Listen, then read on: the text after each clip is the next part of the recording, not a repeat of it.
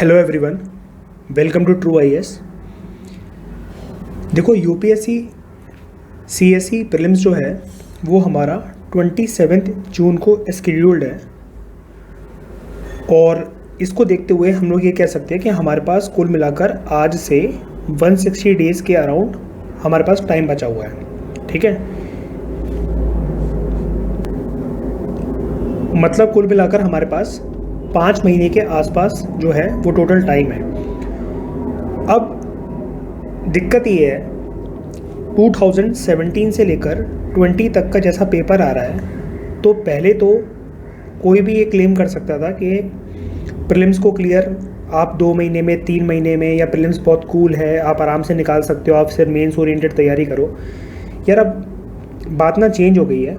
लोग ये भी कहते थे कि आप मार्च तक ऑप्शनल पढ़ लो, या अपना थोड़ा सा मेंस जो टॉपिक्स हैं जैसे डिज़ास्टर मैनेजमेंट हो गया, सोसाइटी हो गया, सिक्योरिटी हो गया, इसको ख़त्म कर लो।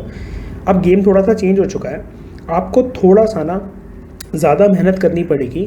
और देखो, मैं क्रिस्टल क्लियर बातें करूँगा, ये सारा क्या अप्रोच क्या होती है, क्या नहीं होती है, ये सारा बहुत सारे यूट्यूब चैनल्स पे गिवन है। मैं फालतू की बातें कुछ नहीं करूँगा। मैं आपको इस वीडियो में मैं आपको एक माइंडसेट बताऊँगा कि कैसे लिमिटेड अमाउंट ऑफ टाइम में भी आप अपनी नॉलेज को अपना टाइम कंसिडर करते हुए बूस्ट कर सकते हो। ठीक है, मैं फिर से रिपीट कर रहा हूँ, आप अपनी नॉलेज को किस तरीके से इस बचे हुए टाइम में बूस्ट करके आप प्रीलिम्स निकाल सकते हो आराम से। मेहनत करने वाला जो एलिमेंट है ना प्रीलिम्स में, वो ये हो गया है कि प्रीलिम्स अब थोड़ा सा ना फैक्चुअल नेचर का हो गया है। ठीक है, फैक्चुअल के साथ साथ देखो, जो एनालिसिस वगैरह जो बातें चलती है ना यार, वो बकवास बातें होती हैं। आप जब बहुत बारी चीज़ों को लर्न कर लेते हो और आपको ये पता होता है किस पेज पे क्या क्या इन्फॉर्मेशन गिवन थी, हाँ मैंने ये पढ़ा था, तो एनालिसिस फिर आप उसको जानने के बाद कर सकते हो। ठीक है, मेंस ओरिएंटेड तैयारी शुरू से नहीं करी जाती है। पहले आपको, क्योंकि अगर मेंस के आंसर भी अगर आपको लिखने हैं तो आप इंट्रोडक्शन या कहीं बॉडी में फैक्ट्स तो डालोगे ना। तो कई लोग क्या यार, ऑलमोस्ट हर कोई इंस्टीट्यूट यार यही आपको सजेस्ट करता है कि मेंस ओरिएंटेड तैयारी करो। यार मेंस ओरिएंटेड तैयारी ही लोग कम से कम अपने 3 से 4 अटेम्प्ट में करते हुए रह जाते हैं और प्रीलिम्स का उनका सपना दूर होता चला जाता है। इससे दिक्कत क्या होती है, मेंस ओरिएंटेड तैयारी में आपका मान लो कि उस साल मेंस बहुत अच्छा हो गया, लेकिन आपका फर्स्ट अटैम्प्ट है, आपका मेंस बहुत अच्छा था, आपका प्रीलिम्स नहीं निकला। सेकेंड अटैम्प्ट है, आपका प्रीलिम्स नहीं निकला। थर्ड अटैम्प्ट है, आपका प्रीलिम्स नहीं निकला। क्या करोगे इतना मेंस अच्छा करके अपना, और तीसरे अटैम्प्ट तक, चौथे अटैम्प्ट तक जाते जाते कॉन्फिडेंस भी तो काफ़ी कम हो जाता है यार सबका। समझ रहे हो? तो इसको ध्यान में रखते हुए मैंने और मेरी टीम ने, हम लोग बड़े टाइम से डिस्कशन कर रहे थे कि कई लोग ऐसे भी होते हैं जो फ्रेशर्स होते हैं फर्स्ट अटैम्प्ट में, जैसे उनकी ग्रेजुएशन ख़त्म होती है और वो इस बात का मन बना लेते हैं कि हम इस साल प्रीलिम्स देंगे, और वो क्वालिफाई भी कर जाते हैं। कुल मिलाकर देखो, सारी बातें जो 100 बातों की एक बात अगर मैं करूं तो सारी बातें एक सिंगल पॉइंट पे आके उतरती हैं। वो है कैंडिडेट का जो माइंडसेट है ना, अगर वो बैलेंस्ड हो, वो लॉजिकल हो, वो एक डायरेक्शन में हो, तो आप प्रीलिम्स, यूपीएससी वाला, यूपीपीएससी वाला, या कोई भी और एग्ज़ाम का अगर आपका है जिस भी आप टारगेट कर रहे हो, आप उसको आराम से क्वालिफाई कर सकते हो। आपको कोई दिक्कत नहीं आने वाली। दिक्कत हमें यहाँ आती है जब हम लोग ओवर थिंकिंग के शिकार बन जाते हैं। ठीक है, और उसके चक्कर में टाइम कंस्ट्रेंट हमारे पास काफ़ी हो जाता है और हमें लगता है कि अब इस साल तो कुछ नहीं होने वाला, मैं सिर्फ एक ट्रायल अटैम्प्ट देकर देख लेता हूँ या देख लेती हूँ और नेक्स्ट बार मैं अच्छे से तैयारी करूँगा। लेकिन हम सब जानते हैं कि जो नेक्स्ट जिसके मुंह से निकलता है वो नेक्स्ट कभी आता ही नहीं है एक्चुअली। इस चीज़ को आप मानते होगे, आपने महसूस करा होगा, आप एक्सपीरियंसड होगे इस चीज़ को लेकर। दूसरा एस्पेक्ट अगर मैं आपको बताऊं, ये भी बहुत इंपॉर्टेंट बात है। अगर आप प्रीलिम्स फोकस तैयारी करते हो और मान लो कि आपका 2021 में प्रीलिम्स निकल जाता है, लेकिन किसी कारण से आप इंटरव्यू या मेंस में अगर आप अटक जाते हो, तो इसमें कोई दिक्कत वाली बात नहीं है। क्यों नहीं है? अब आपको लग रहा होगा यार ऐसा तो 1 साल बर्बाद करने वाली बात है। देखो, अगर आप फर्स्ट अटेम्प्टर, सेकेंड अटेम्प्टर, थर्ड अटेम्प्टर हो जिसका अभी तक प्रीलिम्स नहीं निकला है, तो आपका कॉन्फिडेंस तो ऑलरेडी कम है। वैसे भी आप एक बारी जान लगाकर प्रीलिम्स ओरिएंटेड तैयारी करके तो देखो, उससे होगा क्या। जैसा कि मैं आपको बता रहा था कि अगर मेंस या अगर आपका इंटरव्यू रुक भी जाता है यार तो उसके बाद इमीडिएटली जब प्रीलिम्स आएगा तो आपको कम से कम कॉन्फिडेंस तो रहेगा। जो स्टेज हमने इंसान ने निकाली होती है लाइफ में एक बारी, या जो एग्ज़ाम उसने क्लियर करा होता है, या जो किसी भी फील्ड में अपनी एक स्किल पे मास्टरी करी होती है, तो वो कॉन्फिडेंस उस इंसान के साथ ज़िंदगी भर कायम रहता है। समझ रहे हो? मेंस ओरिएंटेड तैयारी करी जाती थी, लेकिन अभी उसका टाइम नहीं है। अब नेचर एग्ज़ाम का ना बहुत ज़्यादा चेंज हो गया है। आप मेंस ओरिएंटेड तैयारी ठीक है दिसंबर तक कर सकते थे, लेकिन अगर अभी आज ये आप वीडियो सुन रहे हो और आज आपका दिमाग अगर खुलना स्टार्ट हुआ है, तो प्लीज़ प्लीज़ प्लीज़ मेरी रिक्वेस्ट यही है कि आप प्रीलिम्स ओरिएंटेड तैयारी करो। और ये वाली चीज़ भी बकवास चीज़ें होती हैं कि यार दोनों कंबाइंड तैयारी हैं, क्या है क्या नहीं है। देखो मेंस में ना आंसर राइटिंग होती है, तो अभी आपको ना पेन उठाना है, लेकिन आंसर राइटिंग के लिए नहीं उठाना है। ये कहने का मतलब होता है जब प्रीलिम्स ओरिएंटेड और मेंस ओरिएंटेड तैयारी की बात चलती है ना, तो अभी आपको एक शीट लेकर एक क्वेश्चन लिखकर उस पर आंसर लिखने का अभी इतना टाइम नहीं है। अभी आप सिर्फ अपना कॉपी और एक पेन लेकर बैठना। प्रीलिम्स ओरिएंटेड तैयारी का ये मतलब होता है जो भी आप फैक्ट्स भूल रहे हो, जैसे बुद्धा ने अपना फर्स्ट सरमन कहाँ दिया, ठीक है, चोला चेरा और पांड्या में से सबसे पहला रूल किसका था, उधर के फेमस रूलर्स कौन थे, उन रूलर्स का कंट्रीब्यूशन क्या था। आर्ट एंड कल्चर की अगर आप बात करो, ये फलाना डांस, इस स्टेट का डांस कौन कौन से फोक डांसेस हैं इसके, ठीक है। फिर अगर आप पॉलिटी की बात करो तो आर्टिकल्स जो इंपॉर्टेंट है या सुप्रीम कोर्ट की जजमेंट इंपॉर्टेंट है, तो इसके लिए कॉपी पेन लेकर बैठो, सिर्फ वो जजमेंट्स, वो फैक्ट्स, वो आर्टिकल्स और वो सब लिखो। डिपेंडिंग होता आप कौन से सब्जेक्ट की तैयारी कर रहे हो। करंट अफेयर अगर आप पढ़ रहे हो तो कॉपी पेन लेकर बैठो कि ये जो स्कीम है जो एब्रीविएशन में लिखी हुई है, ठीक है, ABC कोई भी ये स्कीम है या कोई भी ये टॉपिक है, तो इसके उससे जुड़े फैक्ट्स क्या क्या पूछे जा सकते हैं, ठीक है, ये वाला काम कर लो। और प्रीलिम्स ओरिएंटेड कोई भी एक बुक ले लो या फिर टेलीग्राम से कुछ चीज़ डाउनलोड कर लो जिसमें आपके previous year question paper given हो। 2013 से लेकर 20 तक के पेपर देख लो। टाइम बचे तो इसके पहले देख लेना, लेकिन कई लोग बोलते हैं 25 साल के देख लो, 20 साल के देख लो, 10 साल के देख लो, इतना काफ़ी है। पैटर्न यहीं से चेंज हुआ था, और जिस तरीके के क्वेश्चन अब पूछे जा रहे हैं ऐसे पास में कभी नहीं पूछे जाते थे।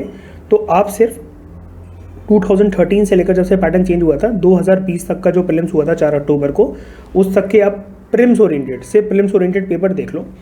देखो यार कई लोग ना इस बात से सहमत नहीं होंगे कि अभी भी हम थोड़ा सा मेंस का तो पढ़ ही सकते हैं, जैसे डिजास्टर मैनेजमेंट हो गया, सोसाइटी हो गया, एग्रीकल्चर हो गया, थोड़ा सा एथिक्स का पोर्शन हो गया या अपना ऑप्शनल हो गया, कि आपका ऑलरेडी अगर सिलेक्शन हो चुका था या फिर आपने लास्ट ईयर भी प्रीलिम्स क्वालिफाई करा था या आप मेंस लग चुके हो 2 बारी। यार हर एक साल का जो पेपर है ना, वो हर एक कैंडिडेट को जो बहुत ओवर कॉन्फिडेंट या अपने ऊपर कॉन्फिडेंस का भी लेवल थोड़ा सा बढ़ा रहा है ना, उसको झटका देने की कोशिश करता है, ठीक है। ये आप 2020 के पेपर से देखकर समझ गए होंगे। 2020 के पेपर में आपने देखा होगा लोगों ने बहुत कम एनालिसिस करी है यूट्यूब पे, इसलिए करी है लोगों के पास जवाब ही नहीं है कि हम बताएं कहाँ से कि ये क्वेश्चन हमारी टेस्ट सीरीज से था या ये क्वेश्चन इस पर्टिकुलर बुक में दे रखा है। अनसर्टेनिटी के चलते जो कोरोना की वजह से चल रही थी, कोविड-19 की सिचुएशन की वजह से जो अनसर्टेनिटी क्रिएट हुई थी, तो यूपीएससी ने उसको कुछ ज़्यादा हार्ड नहीं समझा कि ठीक है भाई कैंडिडेट्स की लाइफ में अनसर्टेनिटी वो चल रही है, पढ़ तो लेकिन वो सकते ही हैं। तो ये सब बातें करने का कि अनप्रडिक्टेबल पब्लिक सर्विस कमीशन है, वो ये ऐसा है वैसा है, कोई भी साइंस एंड टेक का टॉपिक डोमिनेट कर गया, इसके लिए तो कोई बुक ही नहीं होती, कहीं से भी कुछ भी पूछ रहा है, यार इन सब बातों का ना कोई मतलब नहीं है। वो अगर कहीं से कुछ भी पूछ रहा है तो यार फिर हमें 200 में से 200 भी तो स्कोर नहीं करने हैं ना। अगर जो बंदे मेंस लिख रहे हैं, चलो मान लो कि लक फैक्टर की वजह से भी उनका प्रीलिम्स हो गया था, ठीक है, बहुत सारे ऐसे कैंडिडेट हो गए, मान लेता हूँ, चलो मैं 60% कैंडिडेट ऐसे थे जो लक फैक्टर की वजह से उसको क्वालिफाई कर गए। लेकिन ध्यान से सुनना अगर आप मेरी बात, मैं आपको एक शॉर्ट तरीका बताऊंगा, मैं पार्ट 2 में बताऊंगा वो वाली बात। इस पार्ट में तो मैं आपको माइंडसेट के बारे में बताऊंगा, लेकिन फिर भी शॉर्ट तरीका देखो ये होता है कि अगर आप ना स्टैटिक पोर्शन जो है अपना प्रीलिम्स ओरिएंटेड सब्जेक्ट्स जो हैं, अगर आप उसको स्ट्रॉन्ग कर लो, प्लस आप 1 साल के पहले करंट अफेयर कंप्लीट कर लो, अगर आपके पास टाइम बचता है तो 1.5 साल कर लो, लेकिन 1 साल काफ़ी होता है। 1 साल कैसे, मतलब अगर हमारा 27 जून को एग्ज़ाम है तो कैंडिडेट इस बात में वो रहते हैं, परेशान रहते हैं कि हम कब से कब तक करें, तो आप मई टू मई करंट अफेयर कर लो। मई टू मई कैसे, मई 2020 से लेकर मई 2021 तक के करंट अफेयर आप कर लो। इसके बाद अगर आपके पास टाइम बचे तो आप क्या करो, आप जनवरी टू मई कर लो। जनवरी कौन सा, 2020 का जनवरी और 2020 का मई। लोग कहते हैं 2 साल के, 3 साल के, कहीं मैंने एक रिव्यू सुन रहा था एक इंस्टीट्यूट का, वो कह रहा है 36 महीने के करंट अफेयर कर लो क्योंकि यूपीएससी ने 36 मंथ पुराना करंट अफेयर पूछा हुआ है। देखो, ह्यूमन मेमोरी इतनी कैपेबल नहीं होती है, कोई कितनी भी बकवास कर ले, लोगों को ये लगता है जो यूपीएससी निकालता है, जो कलेक्टर बनता है, जो एसपी बनता है, आईपीएस बनता है, उनके पास मेमोरी कैपेसिटी, मेमोरी लोड बहुत होता है। ऐसा कुछ भी नहीं है, सब बकवास बातें हैं। जैसा कि आप जितना अपने दिमाग में स्टोर कर पाते हो, उतना ही मैं बीइंग अ टीचर स्टोर कर पाता हूँ, या उतना कोई भी सिलेक्टेड कैंडिडेट जो ऑलरेडी सर्विस में वो उतना स्टोर कर पाता है। ठीक है, तो ये सब ये देखो, करंट अफेयर सिर्फ एक टॉपिक है। आप 36 महीने का कैसे कवर कर सकते हो, और उसको सोच के देखो यार, 1 साल का करना मुश्किल हो जाता है।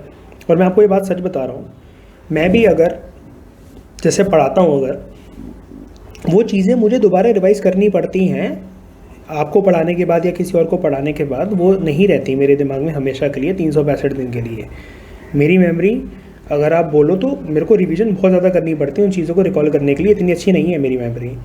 अब ये जो एक्सेप्टेंस वाली चीज़ जो मैंने आपको बताई ना, ये कई लोग आप में से कहीं इसको रिलेट कर पाओगे। ठीक है, सोर्सेज की बात मैं फिर से बोल रहा हूँ, मैं आपको पार्ट 2 में बताऊँगा। इस पार्ट में डिस्कस क्या करने वाला हूँ, अलग क्या होने वाला है, मैं आपका टाइम क्यों ले रहा हूँ। मैं आपका टाइम इसलिए ले रहा हूँ, देखो मैंने जनरली ये ऑब्ज़र्व करा है, कैंडिडेट्स जो भी होते हैं, मान लो अभी छोड़ दो कि कितने महीने बाकी रह गए, कितने दिन बाकी रह गए, फालतू की बकवास है। कैंडिडेट जो भी हैं, अगर आप में से कोई लास्ट अटेम्प्टर है, 4th अटेम्प्टर है, 5th अटेम्प्टर है, 1st अटेम्प्टर है, आप कैसे भी करके आप पहली बार बैठ रहे हो, आखिरी बार बैठ रहे हो, हमारा ज़्यादातर टाइम इस प्रिपरेशन में सब्जेक्ट्स नहीं लेते हैं, ना ही सब्जेक्ट का बर्डन होता है। बहुत प्रैक्टिकल बात बोल रहा हूँ मैं, अगर आप ध्यान से सुनो। सब्जेक्ट हमारा कोई भी सब्जेक्ट, कोई भी स्टडी मटेरियल हमारा टाइम नहीं लेते हैं। हमारा टाइम फालतू के सोच विचार में ज़्यादा जाता है।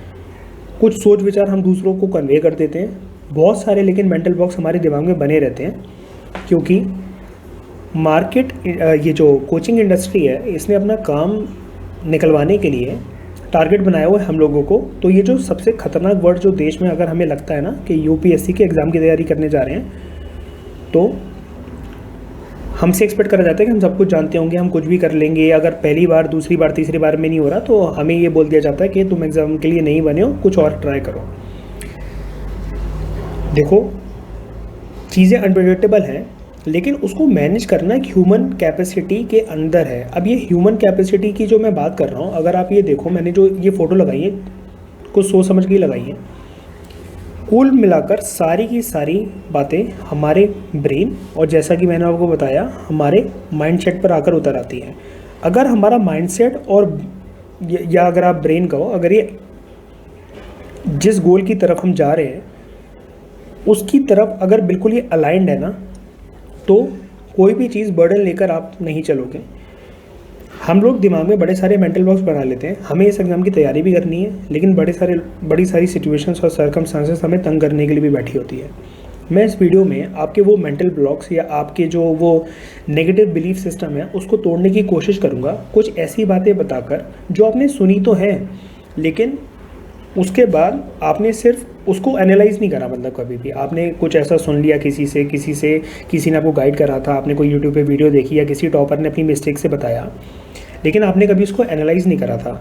मैं पूरी कोशिश करूँगा कि ऑलमोस्ट जितना भी यूपीएससी की साइकिल में मैंने अभी तक की जर्नी में जितने भी कैंडिडेट से बात करी है, सिलेक्टेड लोगों से बात करी है, फेल हुए लोगों से बात करी है मैंने, और जो सच में जज्बा रखते हैं इस एग्ज़ाम को निकालने का, लेकिन उनकी लाइफ में जिस तरीके के सर्कमस्टेंसेस चलते हैं, तो इन सब की ऑब्जर्वेशन के पैटर्न पे मैंने कुछ मेंटल ब्लॉक्स आइडेंटिफाई करे हैं पहले तो, और उसको तोड़ने के लिए मैं आपको कुछ चीज़ें बताऊंगा। अगर आप सिर्फ इतना काम कर लो ना, तो आपको जो छोटी छोटी चीज़ों की टेंशन लगी रहती है ना कि यार फाइनेंशियल दिक्कत बहुत है, कंस्ट्रेंट बहुत है, मैं दिल्ली नहीं आ पाता या दिल्ली नहीं आ पाती, मैं वहाँ के अच्छे एरिया में नहीं रहता, हम लोग अफोर्ड नहीं कर सकते मटेरियल, मुझसे ऑनलाइन नहीं पढ़ा जाता।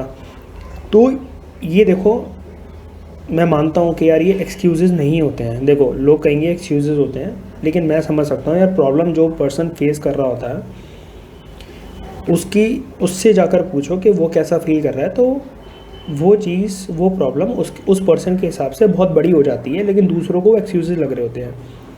ये वही वाली बात हो गई कि मैंने एग्ज़ाम दिया नहीं, लेकिन घर बैठ के मैं बोल रहा हूँ कितना इजी पेपर आया था। मैं होता अगर तो मैं ऐसा क्लियर कर लेता, उसको वैसा क्लियर कर लेता, और ये इतना इजी पेपर नहीं कर पाया। सिचुएशन में रणभूमि में जो खड़ा होकर तलवार चला रहा होता है ना, तो उससे पूछो कि दुश्मन को मारना कितना मुश्किल है। सिर्फ घर पे बैठ के देखना है, बालकनी से बैठ के देखना कि अच्छा यार उसने ऐसी तलवार नहीं ऐसे चलानी चाहिए थी, तो वो सामने वाला अपोनेंट मर जाता, वो हर्ट नहीं होता। ये सब बकवास बातें हैं। मैं खैर छोड़ो ये सब बातें। मैं आपको ना इस वीडियो में, जैसे कि मैं आपको बता रहा हूँ कि कुछ मेंटल ब्लॉक्स तोड़ने की कोशिश करूँगा। पहले आइडेंटिफाई करवाऊँगा उनको, ध्यान से आप उनको सुनना, फिर उनको तोड़ने की हम लोग कोशिश करेंगे। इससे होगा क्या, इससे ये होगा कि आपका माइंड सेट ना 27 जून से पहले पहले इतना स्ट्रॉन्ग हो जाएगा, इतना डेडिकेटेड हो जाएगा कि कोई भी चीज़ आपको जो इस पाथ से डगमगाने की कोशिश करती है, हिलाने की कोशिश करती है, वो आपके लिए चैलेंज नहीं बनेगी। याद रखना, स्टार्ट करने से पहले मैं आपको एक चीज़ बोलना चाहता हूँ, आपकी बॉडी आपके लिए कभी भी चैलेंज नहीं है। अगर बॉडी चैलेंज होती ना, तो ब्लाइंड कैंडिडेट्स, डिसेबल्ड कैंडिडेट्स ये सब एग्ज़ाम नहीं निकाल रहे होते। इन्होंने एग्ज़ाम निकाले हैं और बहुत अच्छी अच्छी टॉप रैंक के साथ निकाले हैं, रैंक 1 भी इवन कहीं। ये अगर आप देखो तो बॉडी चैलेंजेस होते हुए भी, डिसेबल्ड कैंडिडेट होते हुए भी, if I am not wrong उनका नाम ईरा सिंगल था, तो ईरा सिंगल जी ने रैंक 1 हासिल करी थी। तो बॉडी तो हमारे लिए चैलेंज होता ही नहीं है। अब ऐसा क्यों होता है कि कुछ लोगों के पास इतनी विल पावर इतनी स्ट्रॉन्ग हो जाती है कि उनको अपनी लाइफ में चैलेंज दिखते ही नहीं है, वो उनको as a motivational factor use करते हैं। और उनका वो मोटिवेशनल फैक्टर जो रहता है वो बाहर से नहीं आता, एक्सटर्नल फैक्टर से नहीं आता, बल्कि जो उनका मोटिवेशन रहता है वो अंदरूनी होता है, इंटरनल फैक्टर से होता है, जिसको हम लोग साइकोलॉजी में कहते हैं इंट्रिंसिक मोटिवेशन। ठीक है, ये सब बातें हम जानते हैं कि इतनी लाखों करोड़ों वीडियोस देखने के बाद कि ये सब चीज़ें लॉन्ग टाइम तक सस्टेन नहीं रह पाती हैं। लेकिन फिर भी हम चाहते ना चाहते हुए भी बहुत सारे मेंटल ब्लॉक्स अपने दिमाग में बना लेते हैं। उनको तोड़ना बहुत ज़रूरी है। अगर उनको आपने तोड़ लिया तो believe me, after 27 June you will be more than happy कि आपने फर्स्ट टाइम प्रीलिम्स क्लियर करा। सिर्फ क्यों क्लियर करा, ऐसा तो कुछ नहीं था कि रातों रात आपके सोर्सेज बदल गए थे, आपकी नॉलेज में चेंज आ गया था। आपको आपके अंदर सिर्फ एक चेंज लाने की मैं कोशिश करूँगा इस वीडियो के थ्रू। यही मेरा टारगेट है कि मैं इतना टाइम लगा कर और आपका टाइम लेकर मैं ये वीडियो बना रहा हूँ। एटीट्यूड, आपका माइंडसेट, आपकी विल पावर, आपका मोटिवेशनल लेवल, ठीक है। आपको इसके बाद मैं पूरी कोशिश करूँगा कि कभी किसी पे डिपेंडेंट ना रहना पड़े और आप अपनी जिम्मेदारियाँ खुद ले सको। और इस एग्ज़ाम को सिर्फ एग्ज़ाम की तरह ही ट्रीट करना। कई लोग वो भी नहीं कर पाते, तो उसके बारे में भी मैं आपको बताऊंगा कि ये भी एक तरीके से मेंटल ब्लॉक कैसा है। तो ये इस वीडियो का पार्ट 1 है। टॉपिक क्या है इसका, logical and balance approach to qualify UPSC CSC prelims 2021। पहले मैं माइंडसेट बताऊंगा, सेकंड पार्ट में बुक लिस्ट बताऊंगा। बुक लिस्ट तो यार आप हज़ारों जगह से सुनते ही रहते हो, वो कोई बड़ा चैलेंज नहीं है, लेकिन फिर भी कुछ अच्छे अच्छे सोर्सेज मैं आपको बता दूंगा जो ईजी भी हैं, जल्दी ख़त्म भी हो जाएंगे और शायद से आप उनको करते भी नहीं होंगे। मतलब कुछ ऐसे सोर्सेज हैं इक्के दुक्के जहाँ से क्वेश्चंस आते हैं, लेकिन कैंडिडेट्स नहीं करते उनको क्योंकि वो इतने पॉपुलर नहीं है मार्केट के अंदर। लेकिन फिर भी मैं आपको बताऊंगा और मैं नेक्स्ट वीडियो के नीचे उन सोर्सेज के नीचे PDF भी आपको दे दूंगा, ठीक है। इंट्रोडक्शन थोड़ा सा लंबा हो गया, लेकिन ज़रूरी है ये सब बातें करना। जब ये वीडियो आप ख़त्म करोगे तो आपको समझ में आ जाएगा मैं क्या बोलने की कोशिश कर रहा था। तो मेंटल ब्लॉक्स को आइडेंटिफाई करने के लिए या कुछ ऐसे बिलीफ पैटर्न जो हमारे गोल से हमें दूर ले जाते हैं, उसके लिए मैं आपको कुछ इंपॉर्टेंट इंस्ट्रक्शन बताऊंगा। तो सबसे पहली बात ये है, आप सबसे पहले तो ये मान के चलो, आप इतना एश्योर हो जाओ, अपने आप पे यकीन कर लो कि 4 से 5 महीने के अंदर अंदर भी आप यूपीएससी सीएससी प्रीलिम्स आराम से निकाल सकते हो। मतलब 27 जून को जो आपका एग्ज़ाम होने वाला है, आप उसे आराम से 4 से 5 महीने की तैयारी के अंदर निकाल सकते हो, प्रोवाइडेड अगर आप कुछ चीज़ों को बैलेंस करके चलो। क्या चीज़ें हैं वो, आपका हार्डवर्क सिर्फ हार्डवर्क नहीं होना चाहिए, वो इफ़ेक्टिव हार्डवर्क होना चाहिए, ठीक है। इफ़ेक्टिव हार्डवर्क का क्या मतलब होता है, आपका हार्डवर्क जो है ऐसा ना हो 2 दिन हो, फिर एक दिन आप ढीले पड़ गए, फिर 4 दिन हो, फिर आप 3 दिन ढीले पड़ गए। कंसिस्टेंसी जिसको कहते हैं, उसकी बात कर रहा हूँ मैं इफ़ेक्टिव हार्डवर्क के कंटेक्स्ट में। उसके बाद आप सबसे इम्पॉर्टेंट टूल जो आपकी प्रिपरेशन में आपको साथ देता है आपका, लेकिन अगर आप उसको मिस यूटिलाइज़ करोगे तो वो सबसे बड़ा आपका दुश्मन भी बन सकता है। वो है आपको अपने माइंड को हेल्दी रखना और फोकस रखना है। सबसे बड़ा चैलेंज यही है, ये करा कैसे जाए। बोलता तो हर कोई है कि फोकस्ड रहो, मोटिवेटेड रहो, अपना माइंड हेल्दी रखो, लेकिन कैसे करना होता है, ये जो क्वेश्चन मार्क है मैं इसको बताऊंगा। उसके बाद आपके अंदर एक डिटर्मिनेशन का कंपोनेंट जो होता है वो लैक होता है। डिटर्मिनेशन लैक होने की वजह से हमारा माइंड फोकस नहीं रह पाता। मतलब दोनों चीज़ें साथ में होती हैं कि अगर आप डिटरमाइंड हो तो माइंड भी आपका वैसे ही वर्क करेगा, और अगर आपकी डिटर्मिनेशन कम है तो आपका माइंड से जो क्या होगा, फोकस है वो टूटेगा। लास्ट चीज़ ये है कि आपको अपनी लाइफ से जितनी भी अटैचमेंट्स हैं, चाहे वो किसी एक हैबिट को लेकर हैं या आपने किसी पर्सन को ही अपनी हैबिट बनाया हुआ है, आप रिलेट कर पाओगे अगर आप में से कुछ लोग टॉक्सिक रिलेशनशिप का शिकार हो तो, कि आपको इस प्रिपरेशन के फेस में you can not afford any kind of deviation. तो आपको अपनी अटैचमेंट्स जो हैं उस पर्सन के लिए या एक पर्टिकुलर हैबिट के लिए आपको तोड़नी ही पड़ेगी।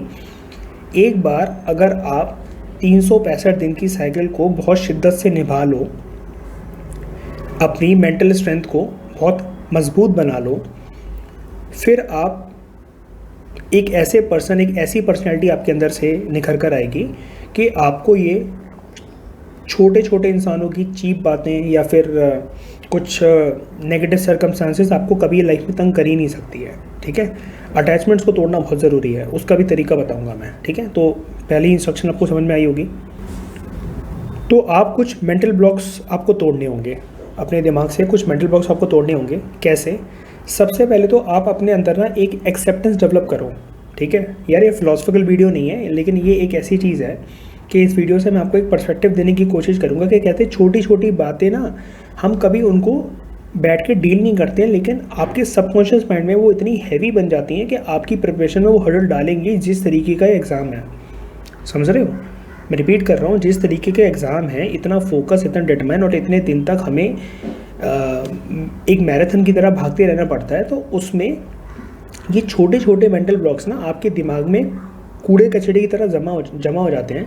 आपको रियलाइजमेंट भी नहीं होती, और सबकॉन्शियस माइंड में ये इस तरीके से जमा हो जाते हैं कि जब आप पढ़ने बैठोगे या अपने गोल के बारे में सोचोगे, आपके मन में वो बैक फॉर्म ऑफ माइंड में रहेगा कि हाँ मुझे करना है, लेकिन आप ना एक्शन ओरिएंटेड कभी भी नहीं हो पाओगे। क्यों? सबकॉन्शियस माइंड जो है वो आपके डायरेक्ट करेगा आपको, हमारे एक्शंस को। हम जो भी करते हैं प्रैक्टिकली, देखो सोच तो कोई भी कुछ भी लेता है कि हाँ मैं फ़लानी स्टेट में जाकर मैं एसडीएम बनूंगा, मैं इससे बदला लूँगा, मैं आईपीएस बनूंगा, उसका इनकाउंटर कर दूंगा। सोचने में कोई बुराई नहीं है, लेकिन आपको एक्शन ओरिएंटेड अगर होना है सच में, तो एक्शन ओरिएंटेड होने के लिए आपका सबकॉन्शियस माइंड में वही बातें होनी चाहिए जो आपके गोल से मैच खाती हो। लेकिन ये जो मेंटल ब्लॉक्स मैं आपको बताने जाऊँगा, ये ऐसे मेंटल ब्लॉक्स होते हैं कि आपने इन सारे मेंटल ब्लॉक्स को, मान लो ये ब्रेन है, इधर इतना इतना करके जमा कर लिया होता है। अब जब ये सबकॉन्शियस माइंड ही हमारे एक्शंस को डायरेक्ट करता है, और आपने इतना सारा ये जो मेंटल ब्लॉक है ये जमा कर लिया, तो और बीच में कहीं आपका ये होता है गोल वाली आवाज़, मतलब जो आपका गोल है उसकी जो आवाज़ है बीच में कहीं लाई करती है, लेकिन बाकी जगह तो पूरा कूड़ा ही कूड़ा भरा हुआ है। तो आप कैसे इमेजिन कर सकते हो कि आप एक्शन ओरिएंटेड कभी हो पाओगे? ये छोटी छोटी बातें होती हैं जो हमारे दिमाग में जमा होती रहती हैं, हमारे एटीट्यूड की वजह से और हमारे नेगेटिव थिंकिंग पैटर्न की वजह से। तो क्या है उस ये मेंटल ब्लॉक्स? एग्ज़ाम रिलेटेड बात कर रहा हूँ मैं। सबसे पहले तो आपको ये एक्सेप्ट करो कि ये जो मेंटल ब्लॉक्स मैं बताने जा रहा हूँ ये बिल्कुल ही 100% बकवास होते हैं, नॉनसेंस होते हैं, यूजलेस होते हैं, और इनके बारे में सोच के या इनको फॉलो करके आप कुछ नहीं कर रहे हो, अपने गोल से दूर हो रहे हो और 100% अपना टाइम वेस्ट कर रहे हो। तो क्या है, एक तो नंबर ऑफ़ यूपीएससी अटेम्प्ट को लेकर कई लोग शिकार रहते हैं अपना, कि यार मैंने तो यार एम बनाया था, मैं कॉलेज से निकला था, मेरी तैयारी इतनी अच्छी थी, मैं तो 12th क्लास से एनसीईआरटीज़ पढ़ रहा था, मैंने ह्यूमैनिटीज़ या जिसको आर्ट्स कहते हैं मैंने ली ही इसलिए थी ताकि मैं पॉलिटिकल साइंस, हिस्ट्री, ज्योग्राफी ये सब सब्जेक्ट्स पढ़ सकूं, मैंने तैयारी उसके ओरिएंटेड करी, लेकिन और मेरा सपना ये था कि मैं फर्स्ट अटेम्प्ट में ही आराम से क्लियर कर लूँगा इस एग्ज़ाम को, लेकिन मेरा तो यार 4th अटेम्प्ट या 5th अटेम्प्ट तक आ गया है, तो अब मैं करूँ क्या? देखो एक बात आप ध्यान से समझो कि आप नंबर ऑफ़ अटेम्प्ट्स को देख ही क्यों रहे हो अपने। मान लो कि अगर फर्स्ट अटेम्प्ट में नहीं हुआ आपका तो कोई बात नहीं, देखो फ्यूचर में कोई आपसे बीइंग अ डिस्ट्रिक्ट मजिस्ट्रेट या फिर being a superintendent of police आपसे कोई कुछ नहीं पूछने वाला है कि आपने फर्स्ट अटेम्प्ट में क्लियर करा था या लास्ट अटेम्प्ट में क्लियर करा था। यार ये भी एक ना इंस्टीट्यूट्स के द्वारा चलाया गया इंडस्ट्री में एक ना ये सोशल टैग है हमें फंसाने के लिए कि हम इस साइकिल में बार बार घूमते ही रहें और इस चीज़ के ऊपर गिल्टी हो जाए कि मेरा फर्स्ट अटेम्प्ट में नहीं हुआ, सेकंड में नहीं हुआ तो, और मैं अपने स्कूल टाइम में बहुत ब्राइट स्टूडेंट था या थी, और आप फिर इस बात को ना ईगो पे ले लो। अब ये आप नहीं लेते हो, ये ना जो मार्केट में एक तरीके से जो इस यूपीएससी इंडस्ट्री का जो सोशलाइजेशन चल रहा होता है ना, जो कोचिंग इंस्टीट्यूट चला रहे होते हैं, उसकी वजह से आपका ये इस एग्ज़ाम को निकालने का ईगो आ जाता है। आप किस बात का मतलब ईगो लेने वाली उसमें बात ही क्या है। आप चाहे फर्स्ट अटेम्प्ट दे रहे हो या सिक्स अटेम्प्ट दे रहे हो, मान लिया चलो ठीक है कि आपके ऊपर इसमें प्रेशर है, लेकिन आप फर्स्ट से लेकर अगर फोर्थ या फिफ्थ अटेम्प्ट तक अगर आए हो तो आप एक बारी अपनी मिस्टेक्स को एनालाइज करो। और मैं आपको ये एश्योर कर सकता हूँ, अगर मैं आपसे क्वेश्चन पूछूं सच्चे दिल से आप बताओ, आपने क्या 100% हार्डवर्क करा था? 100% मतलब बिल्कुल भी आपने अपना टाइम वेस्ट नहीं होने दिया था इन 3 से 4 साल में जब भी आपके अटैम्प्ट गुजरे? आपको क्या पूरी की पूरी एंशिएंट मेडिवल जो हिस्ट्री है वो आपका उसके ऊपर आपकी पकड़ है? क्योंकि यार ये देखो ये सब्जेक्ट अब ना दोनों एंशिएंट और मेडिवल बहुत एक तरीके से आप ये कह सकते हो कि प्रीलिम्स से बाहर निकालने का और प्रीलिम्स के अंदर डालने का एक दरवाज़ा बन चुका है एंशिएंट मेडिवल हिस्ट्री। तो खैर मेरे सवाल का आप जवाब दो कि आपने 100% हार्डवर्क करा था, एंशिएंट मेडिवल आपको पूरी तरीके से आती है क्या? अगर मैं आपसे एनसीईआरटी से या कहीं से भी कुछ भी क्वेश्चन पूछूं तो आप पूरा मेरे को बता पाओगे? क्या आपने पूरे 1 साल के जितने करंट अफेयर या कोई भी एक मैगजीन होती है उसको पूरी शिद्दत से फॉलो करा, रिवीजन करी आपने हर एक टॉपिक की 10 से 15 बार? तो इन सब चीज़ों में हम लोग लैग करते हैं और गारंटी आप कहीं ना कहीं आपने देखो लैग करा होगा। आप कहीं ट्रिप पे चले गए होगे, आपने 12 से 15 दिन का टाइम वेस्ट कर दिया होगा। देखो 12 से 15 दिन टाइम वेस्ट अगर 1 साल के प्रोसीजर में, एक प्रीलिम्स से लेकर नेक्स्ट प्रीलिम्स तक 365 दिन में अगर कोई कैंडिडेट अपना 12 से 15 या मान लो 15 to 25 दिन का अगर टाइम वेस्ट कर देता है तो आप सोच लो कि वो साइकिल आपकी टूट जाती है एक तरीके से। साइकिल यहाँ पर ऐसे नहीं टूटती कि आपका होगा नहीं, क्यों? 21 दिन बनते हैं हैबिट को लगने के लिए, ठीक है? आपने इतने दिन का टाइम वेस्ट कर दिया, इसकी वजह से आपके माइंड में क्या होता है, एक इनकन्सिस्टेंसी का ना पैरामीटर क्रिएट हो जाता है। इस इनकन्सिस्टेंसी के पैरामीटर क्रिएट होने की वजह से फिर आप एक, जो मैं आपको बता रहा था नेगेटिव साइकिल के, आप एक विक्टिम बन जाते हो। आपको हार्डवर्क करना था, आप रिलैक्स होने के लिए आपने 15 से 25 दिन का टाइम वेस्ट करा, वो आपकी नई हैबिट बन गया। नई हैबिट जब बन गया तो ये वाला हार्डवर्क हो कैसे पाएगा फिर आपसे? और इस साइकिल में जब फंसे रहोगे तब तक 365 दिन खत्म होने के बाद आपका प्रीलिम्स आपका इंतज़ार कर रहा होगा, रिजल्ट क्या आएगा? नेगेटिव। ये एक छोटी सी बात होती है जो बहुत सारे लोगों को समझ में नहीं आ पाती है। देखो इस एग्ज़ाम में अगर आप एंटर आपने करा है ना, और अगर आपने ठान ली है कि मैं ये एग्ज़ाम निकालूंगा, तो आपको अपने ऊपर सेल्फ कंट्रोल लाके आपको मेहनत करनी पड़ेगी।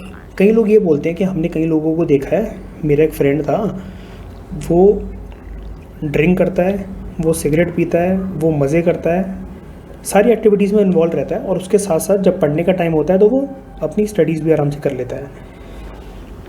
यार ये कूल टैग लेने की कोशिश क्यों कर रहे हो फालतू में? आपको क्या मिल जाएगा इससे?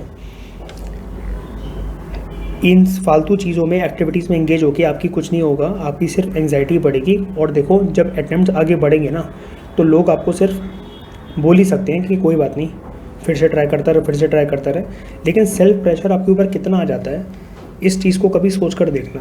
तो अपनी हैबिट्स को सबसे पहले तो आप ये तोड़ने की कोशिश करो। और सबसे पहला क्राइटेरिया जो है कि आपकी कितनी भी अटैम्प्ट हो चुकी है, आप ये मान लो ये टोटली बकवास, नॉनसेंस और यूजलेस बात है, इसका कोई मतलब नहीं है। अब जो अटैम्प्ट आपकी आने वाली है, या मान लो आप 2022 की या उसके बाद की तैयारी कर रहे हो, आप अपने आप को देखो, 2 टर्म होती हैं, एक होता है अलोन, एक होता है नोनली। नोनली होता है कि पर्सन अकेला रह गया, लेकिन ये जो अलोन वर्ड होता है ना, अलोन होता है मैं अपनी मर्ज़ी से, मैं अपनी खुद की मर्ज़ी से, अपनी खुद की डिज़ायर से मैंने ये डिसाइड करा है कि मैं अकेला रहूँगा, क्योंकि मेरा जो गोल है वो बहुत बड़ा है और उस गोल के रास्ते में अगर मैंने अभी किसी को जगह दी ना, तो ना वो पर्सन रहे ना रहे, लेकिन गोल ज़रूर नहीं रहेगा मेरा। तो आपको कुछ टाइम के लिए अलोन रहना पड़ेगा इस एग्ज़ाम को निकालने के लिए। दूसरा मेंटल ब्लॉक क्या है? यही पहले से रिलेटेड ही है वो, कि मैंने पास में कभी भी यूपीएससी प्रीलिम्स क्लियर नहीं करा। ठीक है, कई लोगों के लिए प्रीलिम्स एक बहुत बड़ी चीज़ बनकर रह जाती है कि मैंने प्रीलिम्स ही नहीं निकाला, तो क्या मैं सही कैंडिडेट हूँ कि नहीं हूँ इस एग्ज़ाम को निकालने के लिए। देखो, बात वही आ जाती है जो मैं आपको बता रहा था कि आप आइडेंटिफाई करो कि आपका जो हार्डवर्क है वो राइट डायरेक्शन में है कि नहीं है। आपके जो सब्जेक्ट है जैसे एंशिएंट मेडिवल, ये मेन बन चुके हैं, लेकिन इसके अलावा जो 5 मेन सब्जेक्ट्स हैं, polity, modern Indian history, economy और ज्योग्राफी और एनवायरनमेंट, क्या ये 5 सब्जेक्ट 5 पिलर आपके स्ट्रॉन्ग हैं? इसके साथ साथ क्या आप डेली करंट अफेयर देखते हो या फिर पूरे मंथ की मैगजीन उठाते हो? कुछ भी, मतलब आपके 1 साल के करंट अफेयर स्ट्रॉन्ग है कि नहीं है? 5 पिलर्स, 1 साल के current affair plus Saturday Sunday आप एंशिएंट मेडिवल के एक टॉपिक करते रहो, आपका प्रीलिम्स निकलेगा, गारंटी निकलेगा। देखो होता क्या है, 3-4 साल से तैयारी करने वाला जो कैंडिडेट होता है ना, अगर वो सीरियस होता है, एक तो ये होता है कि आपने हार्डवर्क करा लेकिन आपको आपकी सक्सेस नहीं मिली, ठीक है, तो आप उसको अनफेयर मीन्स मत मानो। क्यों नहीं मानो? मैं आपको एक ट्रिक बताता हूँ। जब आप शिद्दत से हार्डवर्क कर रहे हो, देखो ये नहीं कि सिर्फ आप अटेम्प्ट दिए जा रहे हो, हम देखो दूसरों को कितना भी झूठ बोल रहे हैं, लेकिन हम जानते हैं कि हमने कितना पढ़ा होता है, कितना नहीं पढ़ा होता है। सीरियस वाला अटेम्प्ट की मैं बात कर रहा हूँ, सीरियस वाली प्रिपरेशन की। अगर आपने 1 से 2 साल की सीरियस प्रिपरेशन करी है, कैसे? वो 5 पिलर्स प्लस उस साल के current affair plus ancient medieval, अगर ये आपके स्ट्रॉन्ग है तो आप इतना मान के चलो, मान लो कि आपका उस साल प्रीलिम्स नहीं निकला, दूसरे अटेम्प्ट में प्रीलिम्स नहीं निकला, तीसरे अटेम्प्ट का लेकिन जब प्रीलिम्स आएगा तो आपके पास 3 साल की नॉलेज हो चुकी होगी और देखते ही देखते आपके 3 साल के करंट अफेयर भी इकट्ठे हो चुके होंगे। मैं उसकी बात कर रहा हूँ। देखो निकलने को तो यहाँ पर भी निकल जाएगा, लेकिन आपको आगे अटेम्प्ट अगर आपका बढ़ता है ना, तो आप उसको नेगेटिव क्यों देखते हो? आप उसको पॉजिटिव देखो ना। तो आप उसको इस तरीके से देखो कि अगर आप 3rd अटेम्प्टर हो, ठीक है, और कोई 1st अटेम्प्टर है, तो आपका तो नॉलेज बेस और जो प्रिपरेशन का जो लेवल है वो तो इस कैंडिडेट के कंपैरिजन में काफ़ी ऊपर हो गया है ना। समझ रहे हो आप एक बात? जैसे जो स्टैटिक पोर्शंस हैं, 5 सब्जेक्ट जो मैंने आपको बताए, एंशिएंट मेडिवल है, 1 साल के करंट अफेयर है, और आपके तो अब 3 साल के करंट अफेयर हो जाएंगे। तो आपके पास तो नॉलेज बेस, आपकी प्रैक्टिस, आपने ऑलरेडी उस सिचुएशन में 2 बार 3 बार आप रियल सेंटर पे आपने रियल एग्ज़ाम दिया है, तो आपको तो बल्कि अपने ऊपर कॉन्फिडेंस होना चाहिए कि उस साल जो 1st या 2nd अटेम्प्ट जो दे रहे हैं, आपका कॉन्फिडेंस लेवल उनसे ज़्यादा अच्छा है, ठीक है। देखो निकलने को तो 1st अटेम्प्ट में भी निकल जाएगा, ठीक है, मैं उसकी बात नहीं कर रहा, लेकिन अगर आप 3rd, 4th या 5th अटेम्प्टर हो ना, या लास्ट भी हो मान लो, कोई बात नहीं, तो लास्ट वाले को तो बल्कि और खुश होना चाहिए। तो ये मेंटल ब्लॉक है और कुछ नहीं है। आपने सिर्फ दिमाग में ये बनाया हुआ कि जैसे जैसे अटेम्प्ट बढ़ते जाएंगे मेरे ऊपर जो प्रेशर है वो क्रिएट होता चला जाएगा और मैं इस एग्ज़ाम के प्रोसेस से दूर होता चला जाऊँगा या चलती जाऊँगी। ये कुछ नहीं है, ये सिर्फ आपके दिमाग में बने हुए मेंटल ब्लॉक्स हैं, जो इधर उधर की बात जो चलती रहती है उसने आपको डरा रखा है और कुछ नहीं है। आप इस अगर डर को तोड़ के सिर्फ अपने वीक एरियाज़ को आइडेंटिफाई करो, वीक सब्जेक्ट्स को आइडेंटिफाई करो। अगर आप करंट अफेयर में कमज़ोर हो तो आप कोई एक इंस्टीट्यूट की मैगज़ीन को पकड़ो, आप उसको अच्छे से पढ़ो, आप अपने ऊपर काम करो। लेकिन आप क्या करते हो? आप अपना करते हो सिर्फ और सिर्फ टाइम वेस्ट। और कैसे? ओवर थिंकिंग की वजह से। आप सिर्फ दिन भर सोच विचार करते हो और सोच विचार करते करते हो जाता है 1 साल कंप्लीट, आपके सामने होता है प्रीलिम्स, रिजल्ट फिर से नेगेटिव।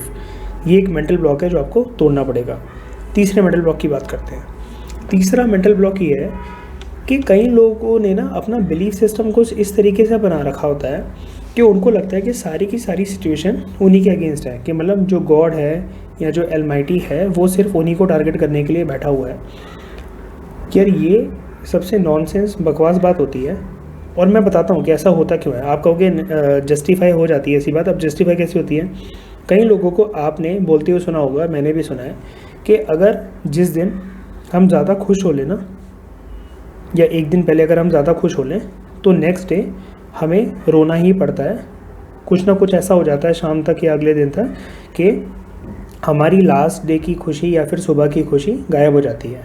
सुना होगा आपने इस तरीके की बातें। ये वाली बातें जो होती हैं इस तरीके के जो नेगेटिव बिलीफ सिस्टम होते हैं या फिर जो आप कह लो कि आपने थिंकिंग पैटर्न जो इस तरीके की जो नेगेटिविटी बनाई होती है अपने दिमाग में, इससे होता क्या है कि आप ना हमेशा अपने इर्द गिर्द एक नेगेटिव ऑरा ही फैलाते रहते हो, एक नेगेटिव एनर्जी। आपको इस चीज़ को एक्सेप्ट करना होगा कि जिस तरीके का थिंकिंग पैटर्न आप अपने साथ लेकर चलते हो, ये चीज़ रियलिटी है। आप चाहे मानो चाहे ना मानो, वो आपकी मर्ज़ी। आप जिस तरीके का थिंकिंग पैटर्न अपने साथ लेकर चलते हो, मैं कह रहा हूँ प्रैक्टिकल सिचुएशन भले ही आपके साथ ये है, मान लिया मैंने कि आपकी सिचुएशन प्रेजेंट टाइम में नेगेटिव है काफ़ी ज़्यादा, लेकिन अगर आप सिर्फ अपनी थिंकिंग पैटर्न को इस तरीके से डेवलप कर लो, चेंज कर लो, कैसे चेंज करोगे वो मैं बताता हूँ, लेकिन आप सिर्फ उसमें सिर्फ पॉजिटिव एलिमेंट ले आओ कि हाँ, आपको ध्यान से सुनना, रियलिटी में जो चीज़ है वो नेगेटिव ही है, वो सिचुएशन आपके अगेंस्ट ही है, लेकिन आप अपने आप से ये बोल रहे हो नहीं सब पॉजिटिव है, सब बढ़िया हो गया। नेगेटिव अगर कोई चीज़ हो रही है, आप अपने चेहरे पे बल्कि स्माइल लेकर आओ और बोलो कोई बात नहीं, this shall too pass away, ये टाइम भी बीत जाएगा, ये वक्त भी चला जाएगा। आप स्माइल करो सिचुएशन में, ठीक है। और अपने आप को, जो मैं बता रहा था ना कि किस तरीके से आप पॉजिटिविटी डेवलप कर सकते हो, आप अपने आप को एफर्मेशंस दिया करो, चैंटिंग करा करो, आप बोला करो। मतलब ये कोई चैंटिंग वो नहीं है कि आपको मंदिर में बैठ के, गुरुद्वारे में बैठ के बोलनी है। आप चैंटिंग इस तरीके से करो कि हाँ कोई बात नहीं, आप अपने आप को बोलो। एक कॉपी लेकर बैठ जाओ, उस पर लिखते रहो आपका गोल क्या है, इसको 10 से 15 बार 1-2 पन्ने भर दो इसके ऊपर, और बोल के कि कोई बात नहीं। अगर फाइनेंशियल कंस्ट्रेंट है, मान लो कि आप फाइनेंशियल कंस्ट्रेंट की वजह से आपका दिन ख़राब होता है, तो आप बोल लो कोई बात नहीं, money gets attracted to me,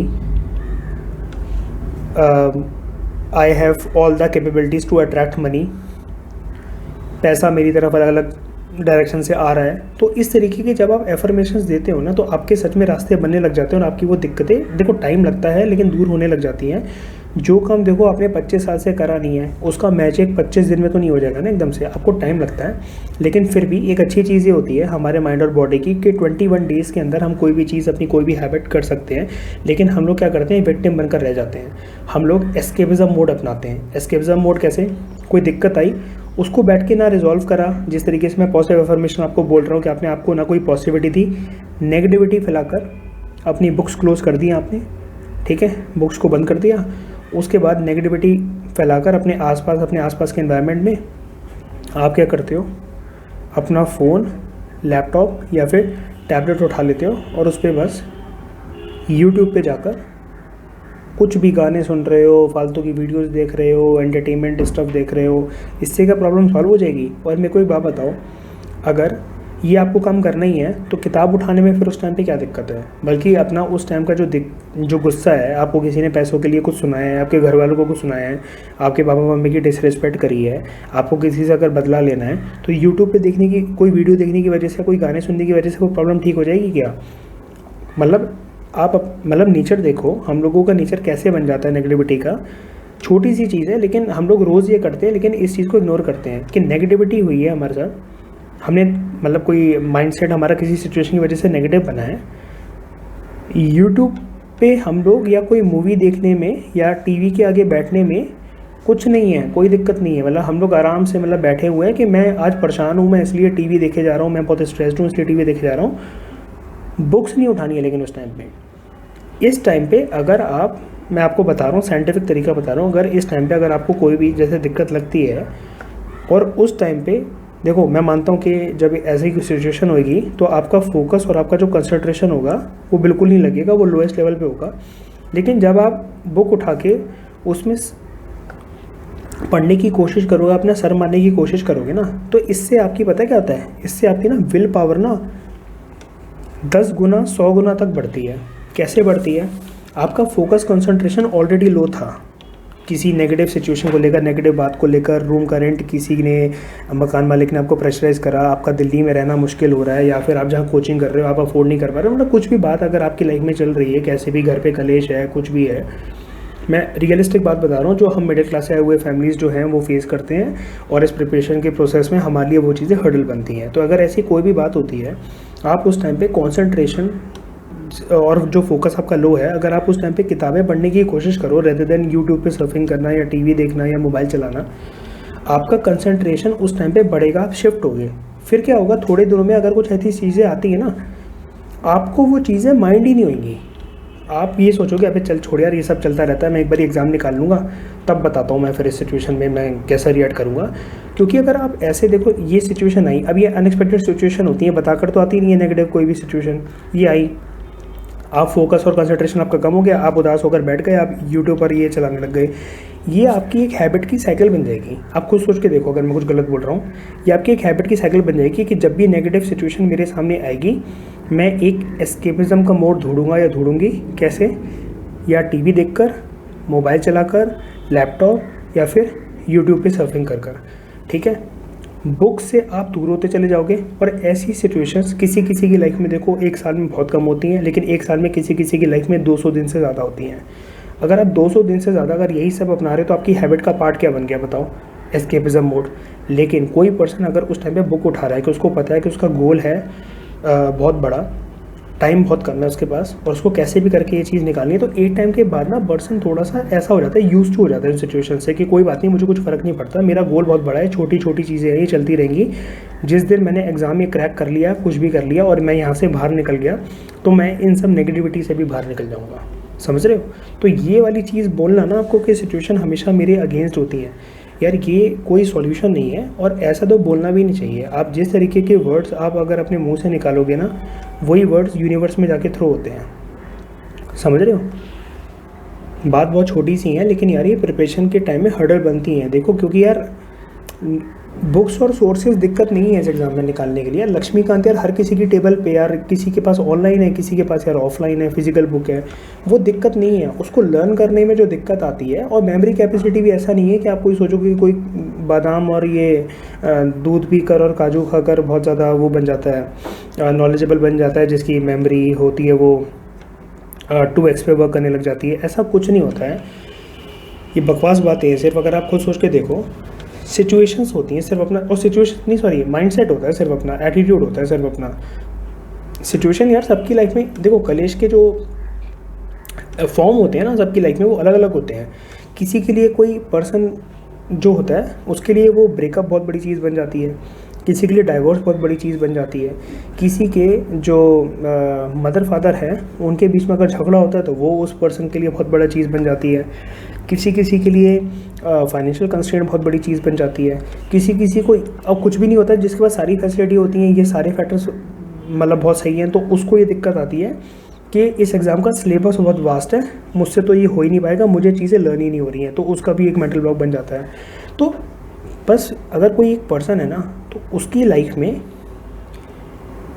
problem same है, सिर्फ नेचर अलग अलग है प्रॉब्लम के। किसी के लिए कुछ ब्रेकअप है, मम्मी पापा की लड़ाई है, घर पे कलेश है, पैसों की दिक्कत है, कुछ भी है, और उसको अपने आप पे डाउट हो रहा है कि मैं ये कर नहीं सकता, एग्ज़ाम में पास में फेल हो चुका हूँ। तो ये सब क्या है? यही तो मैं आपको बता रहा हूँ, ये सब कुछ नहीं है, ये सब मेंटल ब्लॉक्स हैं जो आपके रास्ते में बाधा बनती हैं। हाँ, एक जो प्रॉब्लम है जिसको मैं इग्नोर नहीं कर सकता, पैसों की तंगी, फाइनेंशियल कंस्ट्रेंट्स जो है ना, ये तंग करते हैं काफ़ी टाइम तक, और इसका सॉल्यूशन ढूंढना हमारे लिए मुश्किल हो जाता है।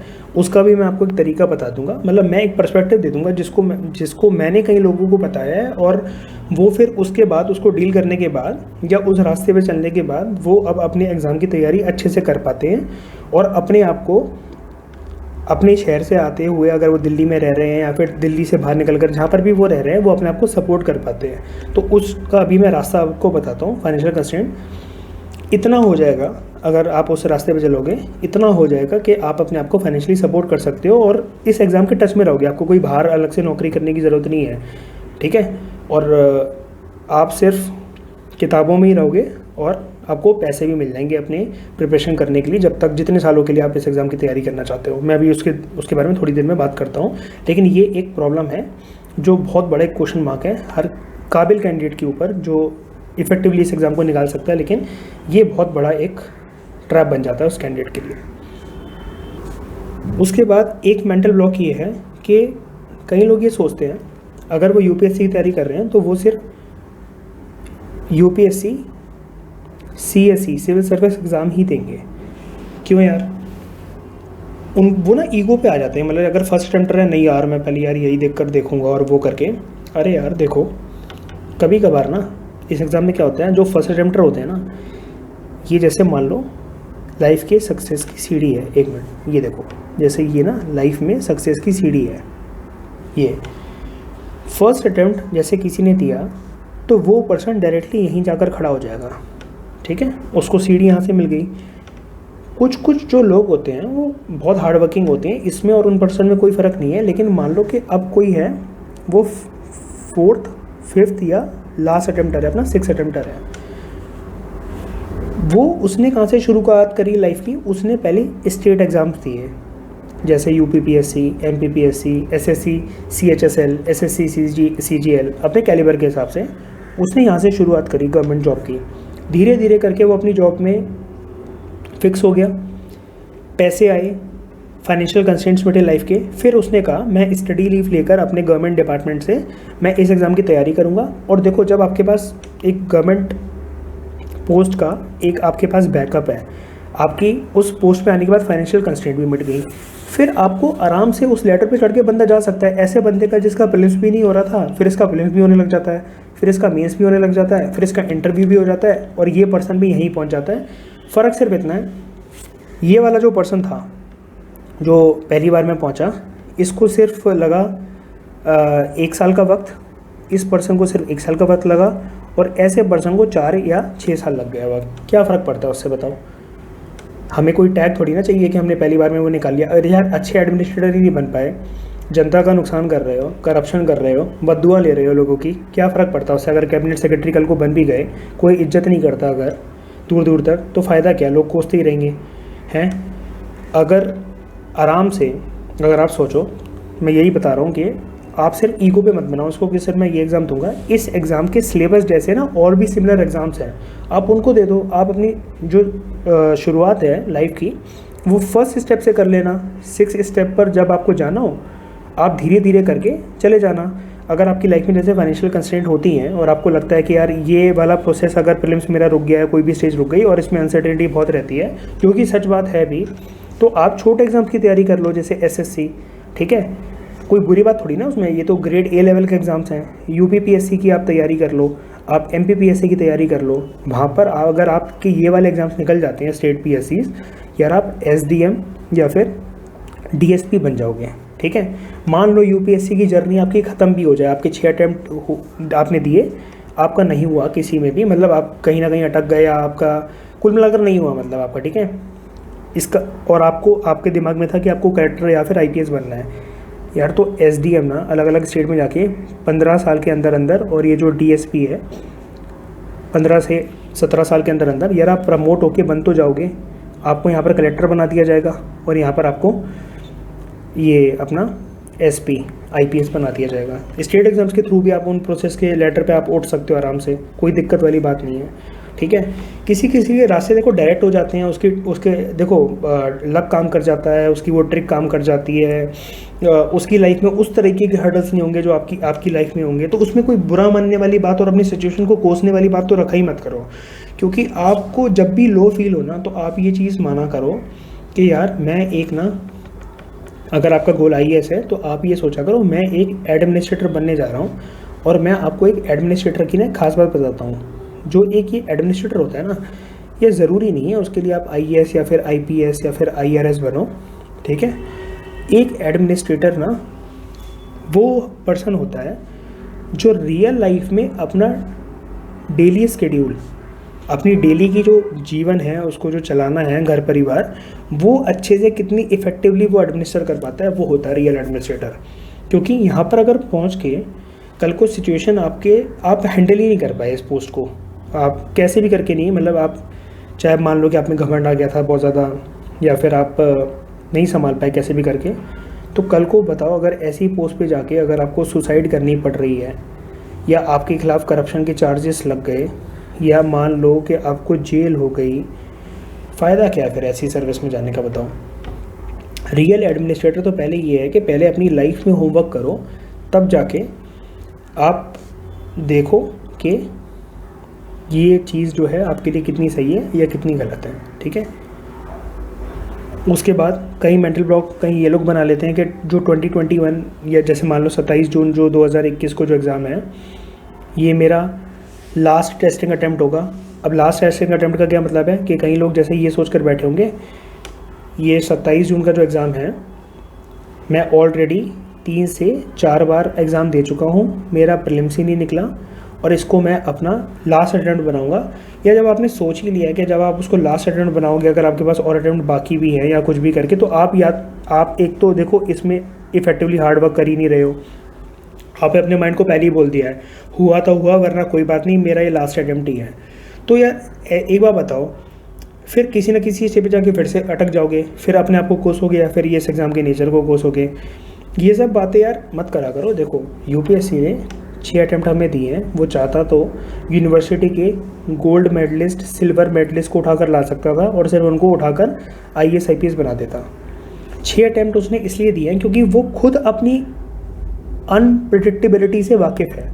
वो खुद जानता है कि वो अनप्रिडिक्टेबल है और कई लोगों को हमें समझने में 1 से 6 साल का वक्त लग जाता है, इसलिए उसने आपको 6 अटैम्प्ट दिए हैं। ठीक है, अगर आपको लगता है ना कि बहुत मतलब आप 3 से 4 साल लगातार अटैम्प्ट दे रहे हो, तो आप या तो कोई एग्ज़ाम, मतलब इसको देखो, इस टारगेट को भूलना नहीं है कि मैं यूपीएससी CSE दूंगा, इसको भूलना नहीं है। आप क्या करो, 1 से 2 साल का या तो गैप ले लो अगर आपके पास एज है, अगर आप फ्रस्ट्रेट हो चुके हो इस एग्ज़ाम को देते देते, और आप कुछ जैसे मैंने आपको जो एग्ज़ाम्स बताया, अलग एग्ज़ाम्स SSC या फिर UPPSC, आप इन पे शिफ्ट कर जाओ।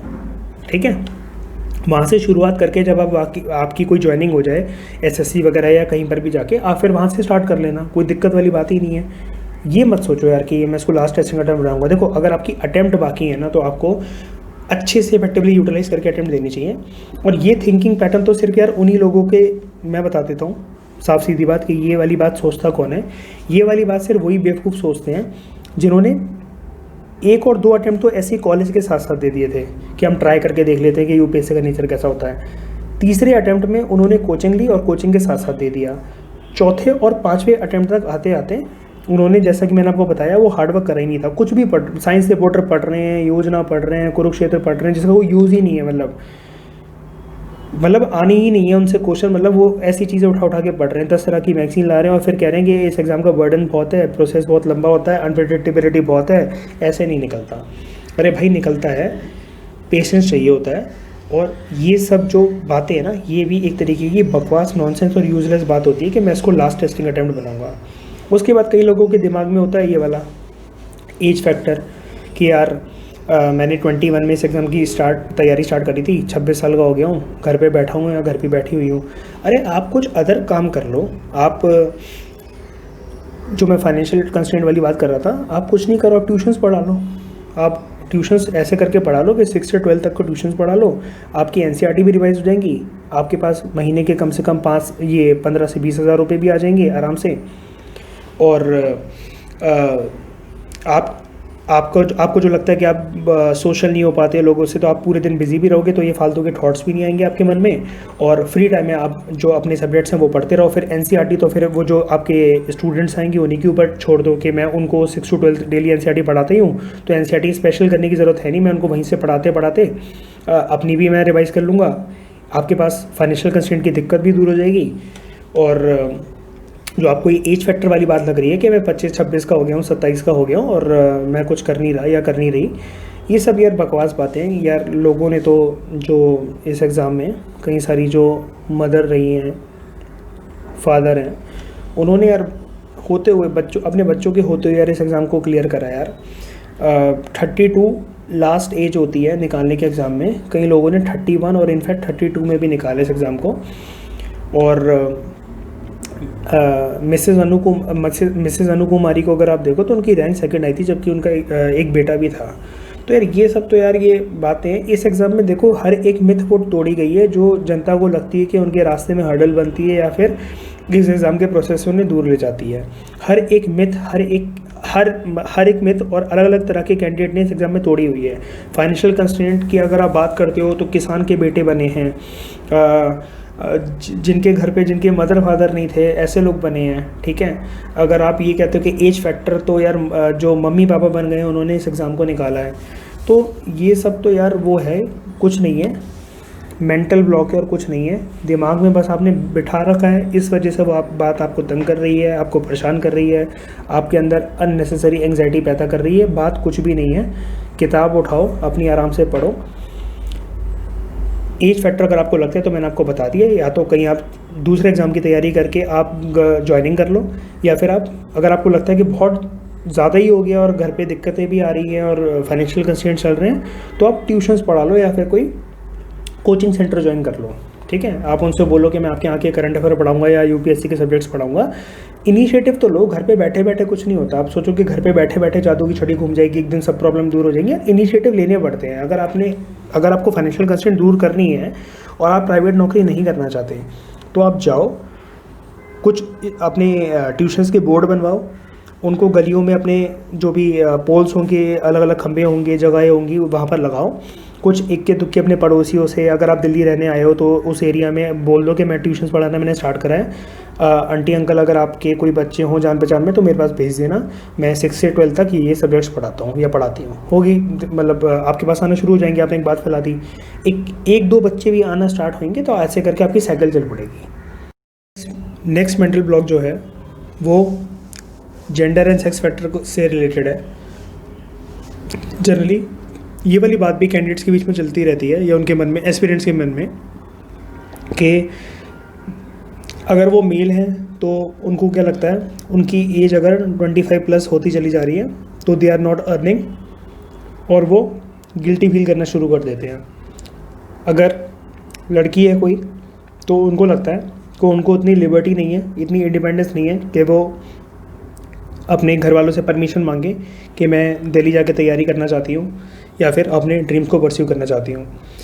तो देखो यार, तैयारी तो अगर आपको रिस्ट्रिक्शंस हैं, अगर आपके घर पे, दो काम आप कर सकते हो। बहुत प्रैक्टिकल बात अगर मैं आपको बताऊँ, एक तो आप अपने घर वालों को कन्विंस करवाने की कोशिश करो।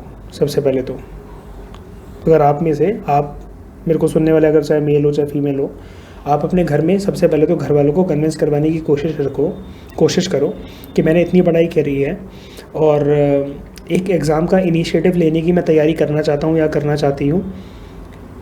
घर रहकर भी आप तैयारी कर सकते हो। अगर घर वाले ना माने आपको दिल्ली भेजने के लिए ड्यू टू फाइनेंशियल कंस्ट्रेंट्स, या उनको अगर किसी भी तरीके की दिक्कत हो, तो आप हर चीज़ में कन्विंस हो जाओ। क्योंकि देखो, आपका गोल सिर्फ ये है कि आपको तैयारी करके इस एग्ज़ाम को निकालना है। कोई दिक्कत वाली बात नहीं कि अगर सर्कमस्टेंसेस आपके अकॉर्डिंग नहीं बन पा रही है। मतलब अगर आप दिल्ली नहीं आ पा रहे हो, दिल्ली आकर यार देखो नहीं होती तैयारी, दिल्ली आकर सिर्फ लोग डेविएट होते हैं। मैं दिल्ली में ही रहता हूँ तो ये चीज़ मैं बहुत अच्छे से बता सकता हूँ कि बहुत जो काबिल लोग हैं जो इस एग्ज़ाम की तैयारी करने दिल्ली आए हैं, दिल्ली के एनवायरनमेंट को देखकर वो उसमें सिर्फ क्या कहते हैं हम लोग, जैसे रंग में भंग गए हैं बस, और कुछ नहीं हुआ है। उनके जो अटेम्प्ट्स हैं वो बढ़ते चले जाते हैं। इतनी ऑनलाइन गाइडेंस अवेलेबल है हर चीज़ की, आप घर बैठकर भी अपनी जगह से सिर्फ एक इंटरनेट कनेक्शन की मदद से आप तैयारी कर सकते हो। अगर आपको लगता है कि आपके घर पे एनवायरनमेंट पढ़ने का नहीं है, आप डेविएट होते हो, तो अपने घर के आसपास ही कोई पीजी या कोई रूम या कोई लाइब्रेरी आप ज्वाइन कर सकते हो। दूसरी चीज़, अगर आपको दिल्ली आने की परमिशन मिल जाती है तो यहाँ पर भी आप एक ऐसे एनवायरनमेंट या ऐसे एरिया में रहो, रूम लेकर, पीजी लेकर या कहीं पर भी। और बात सिर्फ दिल्ली की नहीं होती, अगर आपका घर में अगर जैसे दिक्कत है, पढ़ने का एनवायरनमेंट नहीं है, तो आप किसी और शहर चले जाओ, अपने रिश्तेदारों के आसपास के कहीं पीजी ले लो या कुछ भी ले लो। अगर घर वाले अगर आपके घर वालों को लगता है कि दिल्ली में आपकी जान पहचान का कोई भी नहीं रहता है और वहाँ पर आपका कोई ख्याल नहीं रख पाएगा, तो कहीं आपके रिलेटिव्स तो रहते होंगे ना, तो रिलेटिव्स के घर पे नहीं जाना है आपको, बिल्कुल भी मत जाना। रिलेटिव्स के एरिया में, जो भी वो स्टेट में जहाँ पर रहते हैं उसके पास कहीं पीजी वगैरह ले लेना, तो घर वालों को भी एक एश्योरेंस मिल जाएगी। तो ये एक ऐसा मेंटल ब्लॉक है कि आप ऐसा तोड़ सकते हो कि या तो आप घर वालों को कन्विंस करवाओ, कन्विंस इस तरीके से करवाओ कि मैं इस एग्ज़ाम की तैयारी करना चाहता हूँ या करना चाहती हूँ, और इस एग्ज़ाम को अगर मैंने निकाल लिया, क्रैक कर लिया, तो उनको इस एग्ज़ाम का नेचर के बारे में बताओ कि अगर मैं कल को मेरा सिलेक्शन अगर एक IRS के तौर पे, IPS के तौर पे, IAS के तौर पे अगर हो जाता है, तो हम लोगों की पूरी लाइफ, फाइनेंशियल कंस्ट्रेंट्स, हमारा पूरा फैमिली बैकग्राउंड, हमारा फैमिली का स्टेटस, हर कुछ चेंज हो जाएगा और मेरे अंदर वो सारी कैपेबिलिटीज़ हैं। आप सिर्फ मेरे को उस चीज़ की परमिशन दो। कन्विंस, अगर एनवायरनमेंट ऐसा है कि अगर आप पढ़ना चाहते हो, नहीं पढ़ने दे रहे हैं वो, या फिर अगर आप नहीं आ पा रहे तो कन्विंस ज़रूर करवाना, कोशिश ज़रूर करना, लड़कर नहीं, एक तरीके से समझाकर। अपने माइंड में एक चीज़ रखना समझाते हुए, जब आप उनको समझाने लगो कि बीइंग एन एडमिनिस्ट्रेटर, आप किसी आपको एक रिपोर्ट बनाने के लिए बोला गया है और आप किसी मेंबर ऑफ पार्लियामेंट को या कोई भी जो मिनिस्टर है आप उसे समझाने की कोशिश कर रहे हो, कन्विंस करवाने की कोशिश कर रहे हो, ठीक है। ये टास्क लेकर चलना, आप इमेजिन कर लेना वो जो एमपी या मिनिस्टर है वो आपके पेरेंट्स हैं और यहाँ पर एडमिनिस्ट्रेटर आप खुद हो और आप उनको कन्विंस करवाने की कोशिश कर रहे हो कि किस तरीके से मैं अपनी पढ़ाई को परस्यू करना चाहता हूँ और इस एग्ज़ाम की तैयारी करना चाहता हूँ या करना चाहती हूँ। नेक्स्ट मेंटल ब्लॉक हमारे दिमाग में कई बार ये बना होता है कि हम जिस सिटी बैकग्राउंड या स्टेटस जो हमारे फैमिली का है वो हमारे सिविल सर्वेंट इतने बड़े ख्वाब के साथ मैच नहीं करता। दिल्ली में कई एरियाज ऐसे हैं, वहाँ के एक्सपीरियंस से जब मेरी बात हुई, जो मतलब इतने पॉश एरिया नहीं है, वहाँ पर थोड़ी सी पॉवर्टी लेवल ज़्यादा है, एजुकेशनल अवेयरनेस इतनी नहीं है, तो वहाँ के लोग कुछ जो हैं वो ऐसे बातें करते हैं कि हमें तो कोई भी जॉब मिल जाए तो हम उसमें खुश रहेंगे। सिविल सर्विस जैसी चीज़ तो हमारे सपने के बियॉन्ड ही है, मतलब हम इतना बड़ा सपना तो देख ही नहीं सकते हैं। क्यों नहीं देख सकते यार सपना? और सिर्फ सपना क्यों, आप तो क्लियर भी कर सकते हो। बहुत सारे लोगों ने इस मिथ को भी तोड़ा है, इस मेंटल ब्लॉक को भी तोड़ा है कि वो अलग अलग फैमिली स्टेटस से, फैमिली बैकग्राउंड से आते हैं और उन्होंने इस एग्ज़ाम को काफ़ी अच्छी रैंक के साथ फर्स्ट सेकंड अटैम्प्ट में क्लियर करा है, तो आप भी कर सकते हो। एक चीज़ मैं आपको यहाँ पर बता दूँ, आपका जो भी शहर है, आपका जो भी फैमिली बैकग्राउंड है, आपके फैमिली की जो भी फाइनेंशियल स्ट्रेंथ है, इसको कभी भी अपनी वीकनेस मत बनने दो।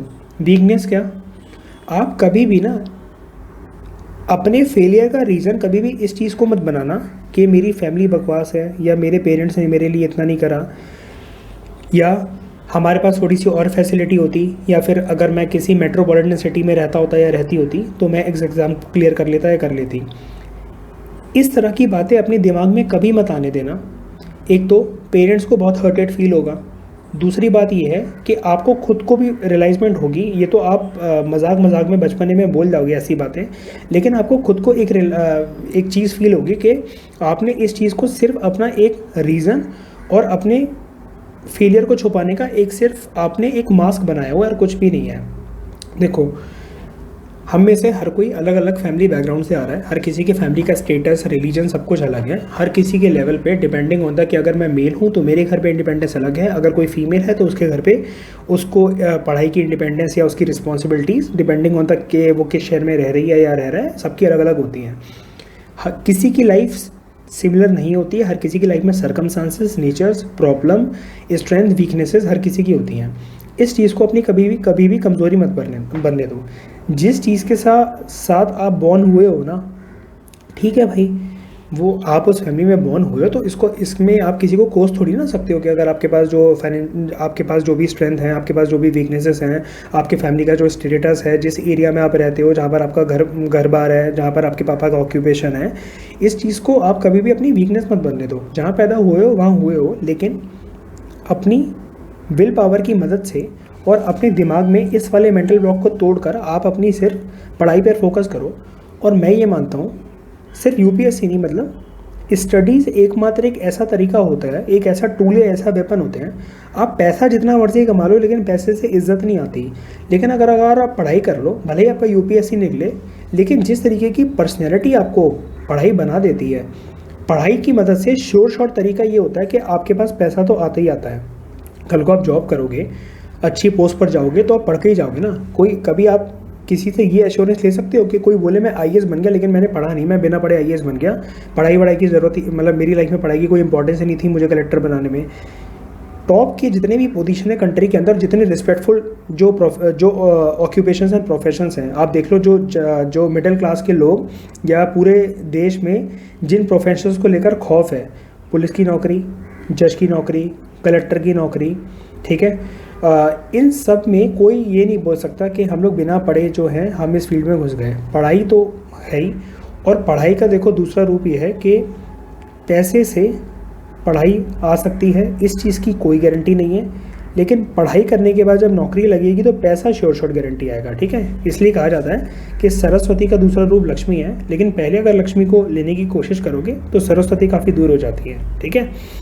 तो पढ़ाई एक ऐसा मतलब अगर एक ऐसा टूल है कि अगर आपका स्टेटस, फैमिली बैकग्राउंड, अगर आपको इस तरीके के मेंटल ब्लॉक आपके दिमाग में हैं, आप इसे आराम से क्रैक कर सकते हो। देखो, अगर आप भले यूपीएससी डायरेक्ट क्लियर करके आईएएस ना बन पाओ, तो अगर आप ग्रेड ए लेवल की जॉब, बी लेवल की जॉब जो अदर एसएससी उससे निकलती हैं, तो आप कभी छोटे शहरों में आकर देखो, जो एसडीएम की जो पोस्ट है, आप अगर स्टेट लेवल एग्ज़ाम्स निकालते हो, या डेप्यूटी सुपरिटेंडेंट ऑफ पुलिस की जो पोस्ट है, इनकी उतनी ही ज़्यादा रिस्पेक्ट है, बिल्कुल सेम लेवल पर रिस्पेक्ट है जितनी एक आईएएस और आईपीएस की होती है।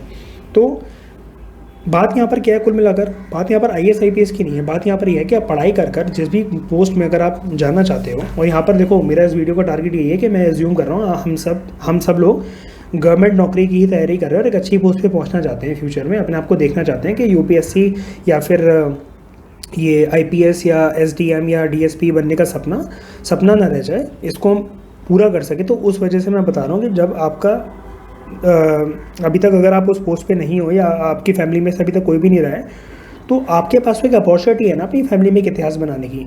इसको भी एक पॉजिटिव सेंस में लेकर देखो कि इसको ये क्यों सोचते हो कि मेरे पास कोई गाइडेंस नहीं है या कुछ नहीं है। आप ठीक है एक स्लो बिगनर हो सकते हो, you can be a tortoise, बस आपको रेस ही तो कंप्लीट करनी है। क्या फ़र्क पड़ता है कि आप मतलब 1 साल में उसको कंप्लीट करो या 2 साल में या 4 साल में, आपको बस रेस कंप्लीट करनी है। इस चीज़ के ऊपर आप फोकस रखो।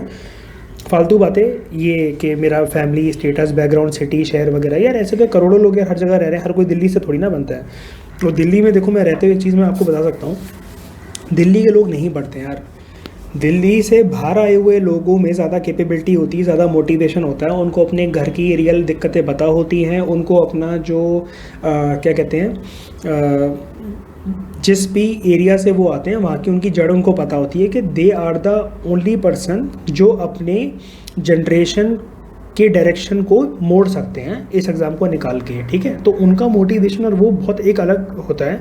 आप हमेशा देखना, ज़्यादातर जो लोग होते हैं वो दिल्ली यूनिवर्सिटी से पढ़े हुए होते हैं, मान लिया, या कहीं से भी होते हैं, लेकिन उनका कभी भी फैमिली बैकग्राउंड चेक करने की कोशिश करना, दिल्ली वाले बहुत कम मिलते हैं, ज़्यादातर लोग आपको बाहर के ही मिलेंगे। और एक और चीज़, फैसिलिटी के बदौलत कोई यूपीएससी क्लियर नहीं कर सकता, ये चीज़ मत सोचना। फैसिलिटी हमेशा ना आपकी पढ़ाई को कमज़ोरी बनाती है। अगर आपको कभी ये लगे ना कि आपके पास ये कंस्ट्रेंट्स है वो करके, तो ये अपॉर्चुनिटी है, आप उसको अपॉर्चुनिटी की तरह देख नहीं पा रहे हो, तो इसमें गलती आपकी है। अगर ऐसा होता तो दिल्ली, मुंबई, कोलकाता, चेन्नई, ये मेट्रोपॉलिटन सिटीज़ हैं, 800 से 900 सीटें जितनी भी निकलती हैं आईएएस से लेकर आईआरटीएस तक, इंडियन रेलवे ट्रैफिक सर्विस तक, सारी की सारी अमीर लोगों के बच्चे, एमएलए के बच्चे, एमपी के बच्चे, सुप्रीम कोर्ट के जज के बेटे बेटियां, यही सब होते हैं सारी की सारी पोस्ट पर। जबकि आपको पता है हर साल अगर आप दिल्ली नॉलेज ट्रैक देखते होगे, उधर मोटिवेशनल टॉपर्स की वीडियोज़ और स्ट्रैटेजीज आती हैं, आपको हर साल कम से कम 40 to 50 कहानियाँ डेली नॉलेज ट्रैक इस तरीके से बताता है, इस तरीके से स्टोरीज वहाँ पर आती हैं कि उनके पास बहुत अलग अलग तरह की दिक्कतें थी, लेकिन फिर भी लोगों ने इस एग्ज़ाम को क्लियर करा है। तो ये एक मेंटल ब्लॉक है जो आपको तोड़ना है। नेक्स्ट मेंटल ब्लॉक है हिंदी मीडियम। हिंदी मीडियम वाले बच्चे काफ़ी डरे हुए रहते हैं। कई सारे इंस्टीट्यूट्स और ये जो बातें होती हैं यूट्यूब पे, उनको ये बोल के डरा देती हैं कि हिंदी मीडियम के एक तो सोर्सेज नहीं होते, हिंदी मीडियम की तैयारी काफ़ी टफ होती है, हिंदी मीडियम को मेंस में काफ़ी कम मार्क्स मिलते हैं। यार ये बकवास बातें हैं। मेरे जितने फ्रेंड्स हैं, ज़्यादातर फ्रेंड्स जो मतलब जिन्होंने मेंस लिखा हुआ है, जो इंटरव्यू तक पहुँचे हुए हैं, वो हिंदी मीडियम से हैं। सिलेक्शन प्रोसेस में हमारी सिर्फ प्रिपरेशन थोड़ी सी वीक पड़ जाती है, लेकिन जब आपको किसी ने पहले ये बोल ही दिया कि आप कितना भी प्रिपेयर कर लो, आपको अगर आप हिंदी मीडियम से हो तो आपको मार्क्स नहीं मिलेंगे, ये भी एक तरीके के मेंटल ब्लॉक बन जाते हैं। आपको कभी भी ये सोचना ही नहीं है, आपको सिर्फ अपनी प्रिपरेशन को स्ट्रॉन्ग रखना है। टाइम देखो आपका कैसे जाता है, जब आपको किसी ने बोल दिया कि हिंदी मीडियम से आपके मार्क्स आते ही नहीं है, आपको इंग्लिश मीडियम में शिफ्ट होना पड़ेगा या फिर आपको बहुत ज़्यादा मेहनत करनी पड़ेगी। अब आपके दिमाग में ये बात जम गई, तो वही सबकॉन्शियस माइंड वाली जो मैंने आपको बताई थी, अब आपको दिमाग में लग रहा है कि मैं हिंदी मीडियम से हूँ तो मेरा एग्ज़ाम क्लियर होगा ही नहीं, तो आपने अपने दिमाग में अनकॉन्शियसली बोलना शुरू कर दिया कि मेरा एग्ज़ाम नहीं होगा अगर मैं हिंदी मीडियम से हूँ। अब वही बात यहाँ पर यही आ गई, आप फिर से अपने आप को कोस रहे हो, अपने बैकग्राउंड को और अपनी एजुकेशन को। अरे उसे टूल की तरह इस्तेमाल करो। मैं एक बात बताता हूँ आपको, जैसे इनसाइट्स है, विजन है, दोनों अपनी करंट अफेयर मैगजीन निकालते हैं यार, तो वो इंग्लिश में भी आती है, डेली करंट अफेयर भी आते हैं अब तो इनके इंग्लिश में भी आते हैं, तो हिंदी में भी तो अवेलेबल होते ही है ना। हर किसी चीज़ की गाइडेंस जो मटेरियल है हमें चाहिए क्या क्लियर करने के लिए, हमें 2-3 स्टैंडर्ड बुक्स चाहिए होती हैं और एनसीईआरटी चाहिए होती है, करंट अफेयर चाहिए होते हैं। करंट अफेयर देखो इनसाइट और विजन के हिंदी में अवेलेबल है, दृष्टि के भी हिंदी में अवेलेबल हैं करंट अफेयर, ठीक है। हमारी जो NCERTs हैं ये हिंदी में भी आती हैं, इंग्लिश में भी आती हैं। बात करें स्टैंडर्ड बुक्स की तो 2 या 3 ही स्टैंडर्ड बुक्स काम की हमारी UPSC में। एक अपनी हो गई लक्ष्मीकांत, एक अपनी हो गई स्पेक्ट्रम, और अगर जिसको आर्ट एंड कल्चर करनी है तो नितिन सिंघानिया। तीनों के तीनों आप मेरे को बता दो हिंदी और इंग्लिश में अवेलेबल हैं कि नहीं है। बिल्कुल हैं। तो इसके अलावा एक बार बताओ, यहाँ पर एक सवाल ही क्या उठता है, अगर जैसे मान लो लक्ष्मीकांत में पार्लियामेंट के बारे में जो पूरा चैप्टर है, अगर वो इंग्लिश में जिस तरीके से समझाया होगा, जो लोकसभा के MP की उनकी क्वालिफिकेशंस की बात करी होगी, तो हिंदी मीडियम में आकर क्या उस बुक का नेचर या फिर उस चीज़ को बताने का नेचर क्या बदल जाएगा? बिल्कुल नहीं बदलेगा। ये सिर्फ मार्केट इंडस्ट्री के अपने फ़ायदे बढ़ाने की चोचलेबाजी होती है और कुछ नहीं है, कि वो अपना हिंदी मीडियम के बच्चों को फंसा कर एक साइकिल को कंटिन्यू कर सकें। आप बिना किसी कोचिंग के, बिना किसी सपोर्ट के भी नो मैटर आप किसी भी मीडियम से, यार आप हिंदी इंग्लिश मीडियम में फंसे रहने की बात कर रहे हो, लोगों ने मराठी और कन्नड़ मीडियम तक से इस एग्ज़ाम को निकाला हुआ है लिखकर। कन्नड़ मीडियम में अपना टॉप 10 रैंक, टॉप 20 रैंक उन्होंने पाई हुई है मराठी और कन्नड़ मीडियम से। तो ये सब तो फालतू की बातें हैं। अब एक बार बताओ, कन्नड़ और मराठी मीडियम के तो सारे सोर्सेज भी अवेलेबल नहीं है, लेकिन फिर भी उन्होंने उस एग्ज़ाम को निकाला हुआ है। तो हिंदी मीडियम का होना ये कोई वो नहीं है कि आप इस चीज़ को लो फील करो। हिंदी मीडियम की हाँ एक चीज़ ये है कि उन लोगों को ये लगता है, ये भी एक मेंटल ब्लॉक है, उन लोगों को लगता है कि हम लोग ये न्यूज़पेपर जो है द हिंदू, जिसका मार्केट में काफ़ी ज़्यादा एक हवा सा फैला हुआ है कि द हिंदू के बिना UPSC नहीं निकल सकता, सब बकवास की बातें हैं। आज के टाइम में जो इंस्टीट्यूट जो मेहनत करते हैं ना, अगर आप हिंदू ना भी पढ़ो ना, सिर्फ करंट अफेयर की मैगज़ीन अपनी हिंदी वाली इनसाइट की डेली करंट अफेयर आते हैं, इनसाइट की मैगज़ीन आती है, विजन के भी डेली करंट अफेयर आते हैं और विजन की मैगज़ीन भी आती है।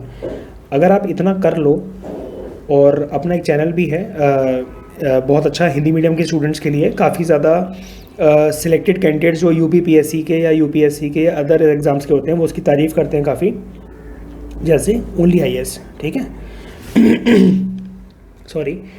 तो जो विजन, इनसाइट और जो ओनली IAS जैसे ये जो चैनल्स हैं, ये जो काम कर रहे हैं, इनकी वजह से, इनके इनिशिएटिव की वजह से जो इंग्लिश और हिंदी मीडियम के स्टूडेंट्स हैं वो अब एक ही प्लेटफॉर्म पे खड़े हैं। तो आप हिंदू पढ़ते हो ना पढ़ते हो उससे कोई फ़र्क नहीं पड़ता। आपको अपनी वोकैबलरी नहीं मजबूत करनी है, आपको अपनी अंग्रेज़ी मजबूत नहीं करनी है, आपको यहाँ पर किसी को इम्प्रेस नहीं करना है। आपको सिर्फ प्रीलिम्स में अपनी चीज़ें ठीक करनी है, कट ऑफ क्लियर करनी है। मेंस में आपको बेहतरीन तरीके से अपने एक्सप्रेशन बताने हैं, आंसर बताने हैं। इंटरव्यू में जो वो पूछें आपको सिर्फ उनको वो चीज़ें बतानी हैं 40 to 45 मिनट्स के बीच में, जब तक वो आपका इंटरव्यू चलेगा, बस। तो जो फाइनल रिजल्ट निकलेगा उसमें चाहे इंग्लिश मीडियम बच्चे हों या फिर हिंदी मीडियम बच्चे हों, दोनों सेम लेवल पे आके खड़े हो जाएंगे। बात सिर्फ इतनी है कि हिंदी मीडियम वाले बच्चों के लिए बस ये मार्केट में अफवाह फैली हुई है कि उनके सोर्सेज नहीं होते, उनके मार्क्स नहीं आते, वो प्रिपेयर नहीं कर सकते, उनके जो वैल्यू एडेड मटेरियल्स होते हैं वो नहीं आते। अरे यार, सब कुछ मिलता है, सब कुछ आता है। बात सिर्फ यहाँ पर होती है कि आप कितने टाइम के लिए आप अपनी स्टडीज़ को डिवोट कर रहे हो, क्योंकि ये कॉम्पिटिटिव एग्ज़ाम है। अगर एक हिंदी मीडियम का बच्चा है और मान लो कि एक बगल में इसके सामने एक इंग्लिश मीडियम का बच्चा है, अब इसको ये सोर्सेज दिख रहे हैं, तो सोर्सेज की वजह से या फिर ये क्या कंस्ट्रेंट्स हैं और मैं क्या पढ़ पा रहा हूँ या क्या नहीं पढ़ पा रहा हूँ, ये चीज़ें इसके ऐसे बच्चे के दिमाग में कभी नहीं आएंगे। तो ये अपना स्टडी का जो टाइम टेबल है ये बढ़ाता चलता है। लेकिन हिंदी मीडियम वाले बच्चों को किसी ने बता दिया कि तुम्हारे सोर्सेज नहीं है, तुम्हें नंबर नहीं मिलते, तो वो सिर्फ इसी में सोचता रहता है और वो रेस में पीछे हो जाता है। क्योंकि बात सिर्फ सिंपल सी है, ये एक कॉम्पिटिटिव एग्ज़ाम है और कॉम्पिटिटिव एग्ज़ाम में कोई कितना होशियार हो या कोई क्या हो उससे कोई मैटर नहीं करता।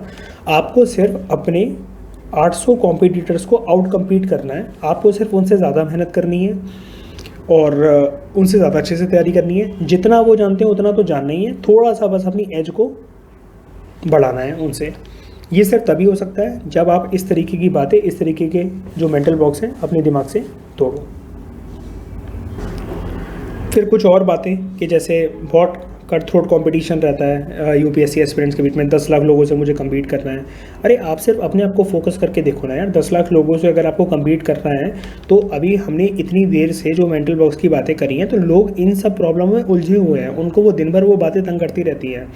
800 लोग जो मैं आपको बताऊँ जो एक फाइनल लिस्ट में निकलते हैं, उन्होंने अपने दिमाग को ना एक बैलेंस्ड वे में मजबूत कर लिया होता है कि सिचुएशंस आने दो, बातें आने दो, प्रॉब्लम्स आने दो, हम अपने गोल से बिल्कुल भी डेविएट नहीं होंगे, हम अपने ट्रैक से बिल्कुल भी हिलेंगे नहीं। यही वो 800 लोग होते हैं। इनकी नॉलेज और अगर आपकी नॉलेज बेस को देखा जाए ना, तो आप में से कई लोग ऐसे होंगे जो इन 800 900 जो इन 800 900 लोगों में से जिनका नॉलेज बेस ना उनसे ज़्यादा होगा आपका नॉलेज बेस, लेकिन फिर भी ये लोग सिलेक्शन इसलिए पा पाते हैं क्योंकि इनका जो माइंड, ब्रेन और एटीट्यूड का जो बैलेंस होता है ना, जो मिश्रण होता है, वो ये अच्छे से टैकल करना जानते हैं, अपने आप को अच्छे से संभालना जानते हैं। तो ये कट थ्रोट कॉम्पिटिशन 10 लाख लोगों के बीच में रहता है, इतने सारे लोग कम्पीट करते हैं। अरे हमें अपने कॉम्पिटिटर्स के बारे में किसी भी गवर्नमेंट एग्जाम में किसी को नहीं पता होता।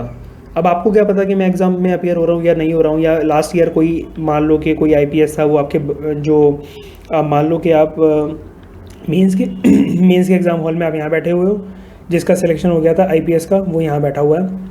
आपको क्या पता वो IPS है, IRS है, क्या है? अगर है भी तो क्या, उससे क्या फ़र्क पड़ गया? फर्स्ट अटैम्प्ट अगर कोई देता है तो बहुत बार केस ऐसा हुआ है कि फर्स्ट अटैम्प्ट में भी लोगों की 1 से लेकर 10 तक रैंक आती है, अब उनका तो कोई बैकग्राउंड नहीं होता कि वो पहले IPS IRS या कुछ रह चुके हों। तो ये सब तो फालतू की बातें होती हैं कि कितने लोग बैठते हैं, कितने नहीं बैठते हैं। ये भी एक मेंटल ब्लॉक है जिसके ऊपर आपको सोचना है, वर्क करना है। उसके बाद कई लोग को ये लगता है कि दिल्ली आकर ही सिर्फ तैयारी हो सकती है, दिल्ली की एक्सपेंसिव कोचिंग में। ये वाली बात अभी मैंने थोड़ी देर पहले आपसे कर दी है कि हर चीज़ की गाइडेंस, चाहे वो NCERTs हों, चाहे वो करंट अफेयर्स हों, या कोई भी वैल्यूएटेड मटेरियल हो, हर कुछ आजकल के टाइम में टेलीग्राम और यूट्यूब पे अवेलेबल है। आप अगर अपना फोकस टाइम, डेडिकेटेड टाइम और कंसिस्टेंसी के साथ अगर आप तैयारी कर सकते हो तो आपकी हर चीज़ की गाइडेंस अवेलेबल है। कोचिंग आज के टाइम में फ़िज़िकली ज्वाइन करना और दिल्ली में आके कम से कम 2 लाख रुपए अपने कोचिंग के लगाना, और 1 से 2 साल के बीच में अगर वहाँ पर आप रुक रहे हो तो अलग से 1.5 लाख रुपए से रेंट पे, खाने पीने पे लगाना, तो कुल मिलाकर ये जो 3.5 से 4 लाख का जो खर्चा है ये टोटली वेस्ट है। आप इतने पैसे को बचाओ, आप अपने रजिस्टर्स, पेन्स या पेन जो भी हैं, और अपना कॉपी हो गया, पेन हो गया, अपना स्टडी मटेरियल हो गया, आप इन सब चीज़ों पे खर्चा करो, अपनी डाइट पे खर्चा करो। ये सब 3.5-4 लाख रुपए अब वो ज़माने गए जब दिल्ली आगे तैयारी हो सकती थी। कई लोग लेकिन अभी भी आते हैं क्योंकि वो उस मेंटल ब्लॉक के ट्रैप में फंसे हुए हैं।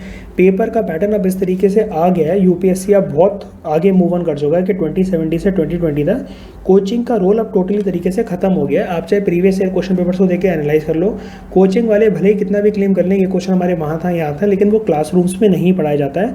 टेस्ट सीरीज़ की जहाँ तक बात रही, तो टेस्ट सीरीज़ की प्रैक्टिस तो आप टेलीग्राम पे भी आ जाते हैं टेस्ट फ्री में। आपको गूगल क्रोम पे जाकर आप वहाँ पर सर्च मारो तो आपको अलग अलग चैनल्स और PDFs मिल जाएंगी।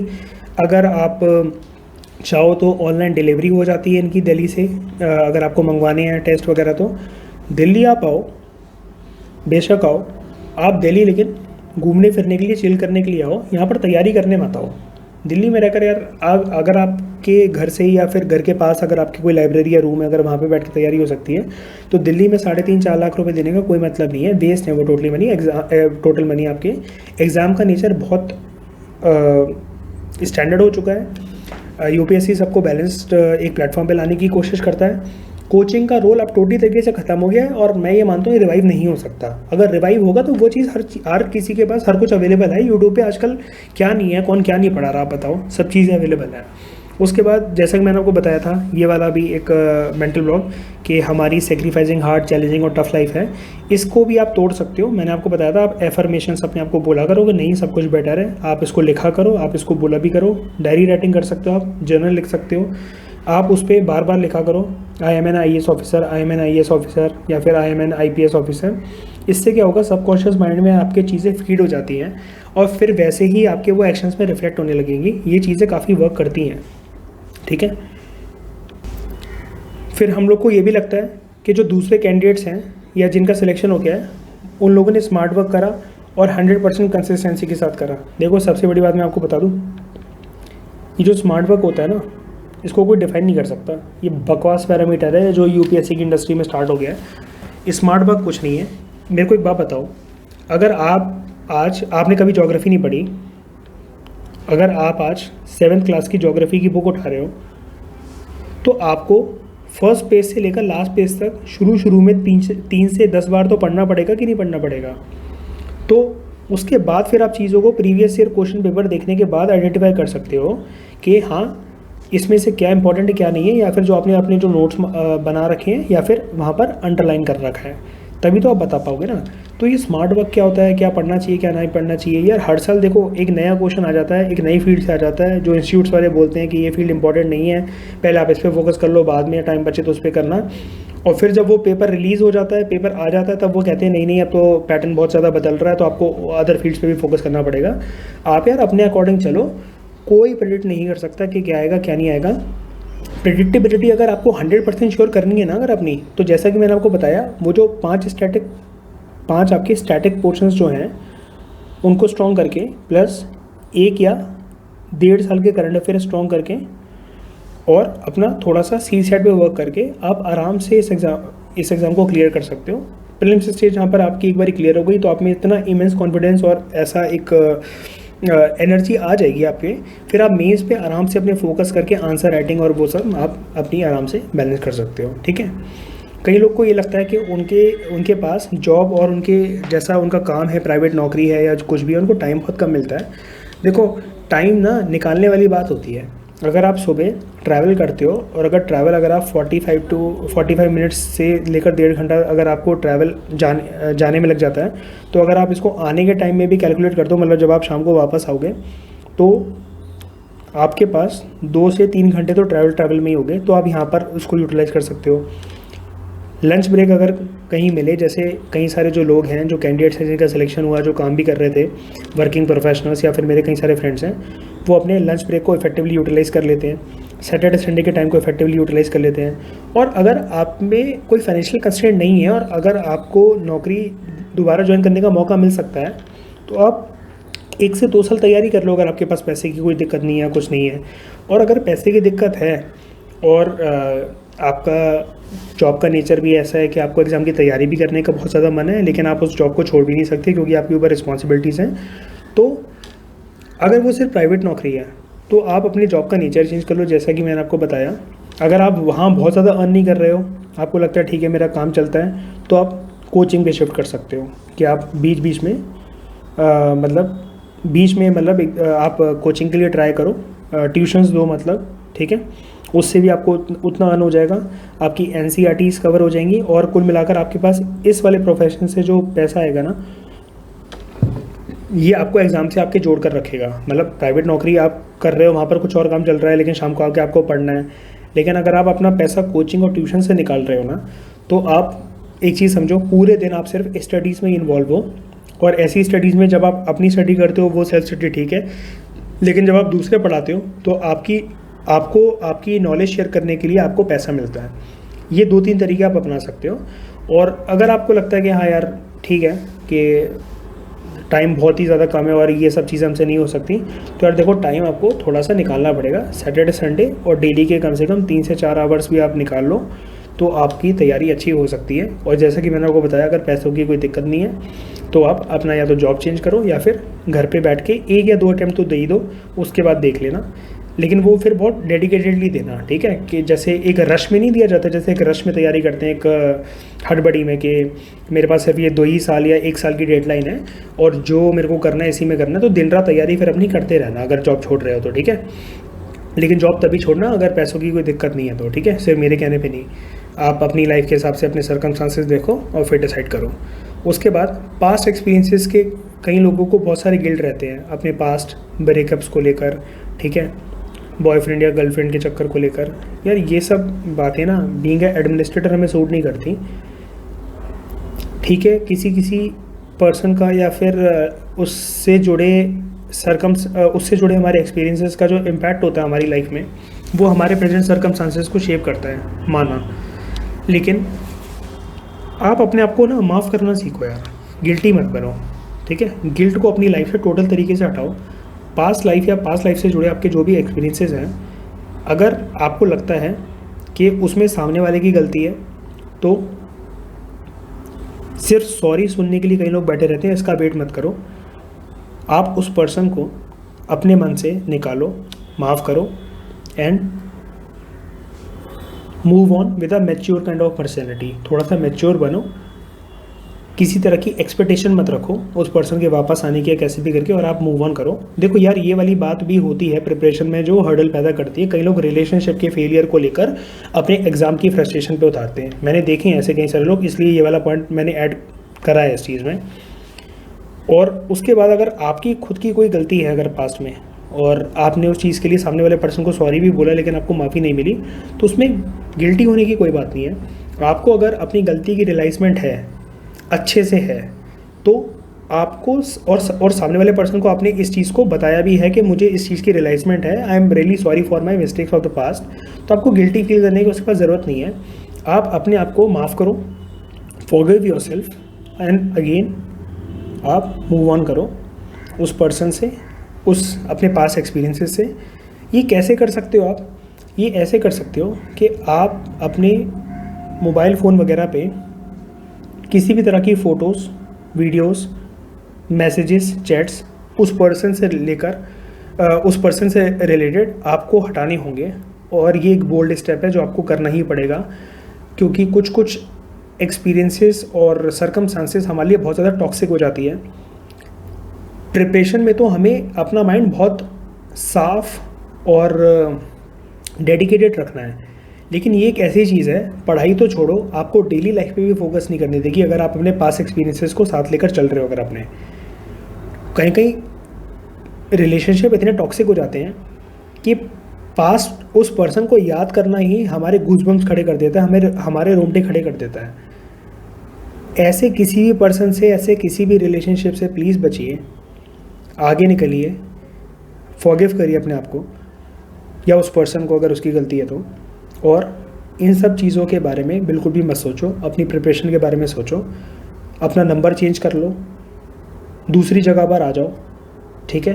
अगर आपको लगता है कि आप माइंड में खुद ही टॉर्चर होते रहते हो, समझ रहे हो, अगर आपको लगता है कि आप टॉर्चर होते रहते हो उस पर्सन के याद कर करके, उस एरिया में आपको रहना पड़ता है, उसकी शक्ल बार बार देखनी पड़ती है, आप अपना शहर चेंज कर लो अगर पॉसिबल है तो, अपना नंबर चेंज करो, कोई भी रिलेटेड उस पर्सन रिलेटेड जो भी मेमोरीज़ हैं, जो फोटोज़, वीडियोज़ वगैरह, चैट्स जो भी मैंने आपको बताई, उसको डिलीट करो और अपना एक मैच्योर पर्सपेक्टिव डेवलप करो कि जो हुआ सो हुआ, कॉमा मारो अपनी लाइफ के उस एंगल पे, एंड आज से स्टार्ट एवरीथिंग अफ्रेश, सब कुछ फ्रेश स्टार्ट करो।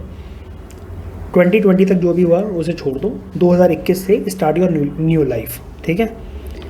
उसके बाद है,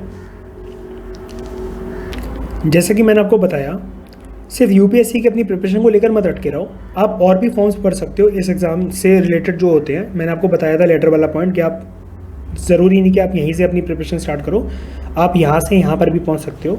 तो ऐसे कौन कौन से एग्ज़ाम्स हैं? ऐसे देखो, यूपीएससी के सिलेबस से रिलेटेड अगर हम यूपीएससी सीएससी की सिविल सर्विस एग्जामिनेशन की तैयारी करते हैं तो इसके साथ साथ आप ईपीएफओ की एग्ज़ाम की तैयारी कर सकते हो, employees provident fund organisation, UPPCS, Uttar Pradesh public service commission, Madhya Pradesh public service commission, SSC, CHSL या फिर सीजीएल, इस तरीके के और भी एग्ज़ाम्स होते हैं। आप और भी ढूंढना तो आपको अपने फील्ड के हिसाब से कि आप नॉन मेडिकल साइड से हो, कॉमर्स साइड से हो, मेडिकल साइड से हो, ह्यूमैनिटी साइड से हो, आपको ऐसे और भी एग्जाम देखने को मिलेंगे।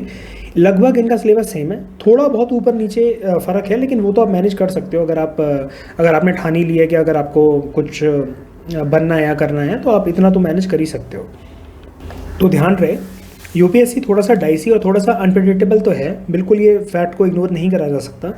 तो इस चीज़ को ध्यान में रखते हुए आप दूसरे एग्ज़ाम्स की तैयारी कर सकते हो, उनके एग्ज़ाम्स देने में, और सैलरी भी काफ़ी अच्छी होती है। जैसे ये जो ईपीएफओ का एग्ज़ाम है ना, ईपीएफओ के एग्ज़ाम को कंडक्ट यूपीएससी ही करवाता है, तो आपको सब कुछ इसमें वैसे ही पढ़ना पड़ता है, सिर्फ अपना थोड़ा सा अकाउंट्स, और अकाउंट्स आपको जो है उसका थ्योरी का पार्ट, और अपना एक लेबर लॉज का टॉपिक होता है, उसमें कुछ आपके 8 से 10 लॉज होते हैं, छोटे छोटे होते हैं, एक एक आधे आधे पेज के, आपको वो करने पड़ते हैं। सिर्फ 2 टॉपिक ऐसे होते हैं, 2 टॉपिक को करने में भी ज़्यादा नहीं, आपको कम से कम 10 to 15 डेज़ का टाइम ही लगता है सिर्फ, ठीक है। मतलब अच्छे से 10 to 15 डेज़ का टाइम, ये भी नहीं कि आप पूरे दिन बैठे रहो। अगर आप 10 to 15 डेज़ में रोज़ आप 3 से 5 घंटे भी दोगे तब भी आपका वो चीज़ कवर हो जाएगी। और एक अच्छी बात बताऊँ इस एग्ज़ाम के बारे में, ईपीएफओ के एग्ज़ाम में ये होता है, आपका सिर्फ प्रीलिम्स होता है, कोई मेंस नहीं होता, प्रीलिम्स के बाद डायरेक्ट आपका इंटरव्यू होता है, और सैलरी भी इसमें काफ़ी अच्छी सैलरी होती है। तो आप इन सारे एग्जाम्स की तैयारी दे सकते हो, उसमें कोई बुरी बात नहीं है। क्योंकि आप देखो, अगर वहाँ पर एंटर कर गए अगर आप इनमें से किसी एग्ज़ाम्स में, फिर आप एक गवर्नमेंट सर्वेंट बन जाते हो। गवर्नमेंट सर्वेंट बनने के बाद आपको ये है, फिर आप वहाँ पर कुछ टाइम तक अगर नौकरी कर लेते हो, कुछ महीने, आप वहाँ से आराम से स्टडी लीव ले सकते हो। स्टडी लीव लेकर फिर अपनी तैयारी करते रहना यूपीएससी की। उससे होगा क्या, आप जैसे मान लो कि आपका ईपीएफओ एग्ज़ाम क्लियर हो गया या यूपीपीसीएस क्लियर हो गया आपका, आप वहाँ पर एंटर कर गए, आपने स्टडी लीव के लिए अप्लाई कर दिया। स्टडी लीव अप्लाई करने से ये होगा कि आप फिर अपने बिल्कुल रिलैक्स माइंड में कि मेरे पास बैकग्राउंड में एक नौकरी है, मैं ऑलरेडी एक गवर्नमेंट सर्वेंट हूँ, मैं सिविल सर्वेंट हूँ, आप आराम से उसके बाद यूपीएससी की तैयारी करते रहो। फिर क्या होगा, चाहे यूपीएससी आपका क्लियर हो चाहे ना हो, तो आपके पास रिलाय करने के लिए बैकग्राउंड में कम से कम एक नौकरी तो रहेगी, समझ रहे हो। फिर आपको कम से कम एंग्जाइटी तो नहीं होगी कि मैं पास्ट में क्या करूँगा, मतलब मैं फ्यूचर में जाकर क्या करूँगा अगर मेरा यूपीएससी नहीं निकला, जिसके लिए ऑलमोस्ट कम से कम मैं आपको बता रहा हूँ 90% स्टूडेंट्स स्ट्रगल करते रहते हैं कि अगर हमारा यूपीएससी नहीं हुआ तो हम करेंगे क्या। स्पेशली आर्ट्स के बच्चे जो ह्यूमैनिटी साइड से होते हैं, जिनके पास पॉलिटिकल साइंस, हिस्ट्री वगैरह, या जिन्होंने बीए कर रखी होती है ऐसे सब्जेक्ट से, ऐसे बच्चे बड़े परेशान होते हैं कि हम यूपीएससी अगर नहीं हुआ तो हम करेंगे क्या। तो इसके लिए आप दूसरे एग्ज़ाम्स निकालो, वहाँ पर आप ज्वाइनिंग करो, फिर स्टडी लीव के लिए अप्लाई कर दो, या फिर छुट्टियां भी काफ़ी मिल जाती हैं, आप अपनी सैलरी कटवा लेना, ज़्यादा छुट्टियां कर लेना। लोग अगर 25 दिन जाते हैं, 15 दिन जाना बाकी होगी, छुट्टियां करवा लेना अपनी, ठीक है। सैलरी तो थोड़ी सी कम मिलेगी, लेकिन रिलाय करने के लिए कम से कम एक वो तो रहेगा कि अगर यूपीएससी कल को नहीं होता तो वापस आप वहाँ पर आके कंटिन्यू करके उस पोस्ट पर रहकर आप प्रमोशंस ले सकते हो, ठीक है। तो इसको अपना ईगो मत बना लो कि मैं यूपीएससी दूंगा, यूपीएससी ही दूंगी, ये चीज़ गलत है। और इस चीज़ के बारे में मैंने आपको थोड़ी देर पहले बताया था, आपको अपनी लाइफ से सारे टॉक्सिक रिलेशनशिप ख़त्म करने होंगे, जो भी स्ट्रेसिंग रिलेशनशिप्स हैं किसी को भी लेकर। अगर आपकी फैमिली में कोई लड़ाइयाँ वगैरह होती हैं तो आप अपना कहीं पीजी या फिर रहने का इंतज़ाम कहीं ढूंढो, 2-3 अपने दोस्तों का ग्रुप बनाओ या फिर एक साथ शिफ्ट हो आप लोग। या फिर अगर आपके रिलेशनशिप कुछ ऐसा है इस तरीके से जो टॉक्सिक बनता जा रहा है या जो स्ट्रेसिंग बनता जा रहा है, तो आपको एक बोल्ड स्टेप तो लेना ही पड़ेगा अपनी लाइफ में, उस पर्सन को अपनी लाइफ से एलिमिनेट करने के लिए। मर्डर मत कर देना उसका, एलिमिनेट करने का ये मतलब है उस पर्सन को हमेशा के लिए टाटा बाय बाय बोलो और निकल जाओ। गोल के बीच में जो भी आए ना, और देखो आपके माइंड में जो पर्सन या जो भी सर्कमस्टांसेस पेन बनता चला जा रहा हो ना, उसे उसी वक्त ख़त्म कर देने में समझदारी होती है। आप उस पर्सन का टॉपिक, उसकी मेमोरीज, जो भी हैं, चैट्स, फोटोज़, कुछ भी हैं, आप डिलीट करो, कन्फ्रंट करो, मैच्योर बनो, मुझे इस रिलेशनशिप में नहीं रहना है, I want to move on. सामने वाला पर्सन समझ जाए प्यार से तो बहुत अच्छी बात है। अगर वो नहीं समझ रहा है या नहीं समझ रही है तो आपको इग्नोर करना और एक बोल्ड स्टेप लेना कि आपको अपना नंबर चेंज करना, फ़ोन चेंज करना या एरिया चेंज करना आपको ज़रूरी है। क्योंकि आप देखो, अगर कोई अगर ऐसा पर्सन अगर आपकी लाइफ में, मैं बताता हूँ टॉक्सिक पर्सन किस तरीके के होते हैं। 10 दिन में अगर कोई आपको 2 दिन खुश कर रहा है, 8 दिन की सरदर्दी दे रहा है, तो समझ जाना वो पर्सन कभी आपके लायक नहीं बन सकता। इफ़ यू कैन रिलेट, मैं रिपीट करता हूँ, अगर आप रिलेट कर पा रहे हो मुझसे, अगर 10 दिन आपके रिलेशनशिप चलता है, उसमें से सिर्फ आप 2 दिन वो सामने वाला पर्सन आपको खुश रखता है, 8 दिन की सरदर्दी देता है, नेगेटिविटी फैलाता है, रिलेशनशिप को टॉक्सिक बनाता है, आप इमीडिएटली एक बोल्ड एंड फाइनल स्टेप लो और या तो उस पर्सन को हटाओ या भागो उस रिलेशनशिप से बाहर निकलो।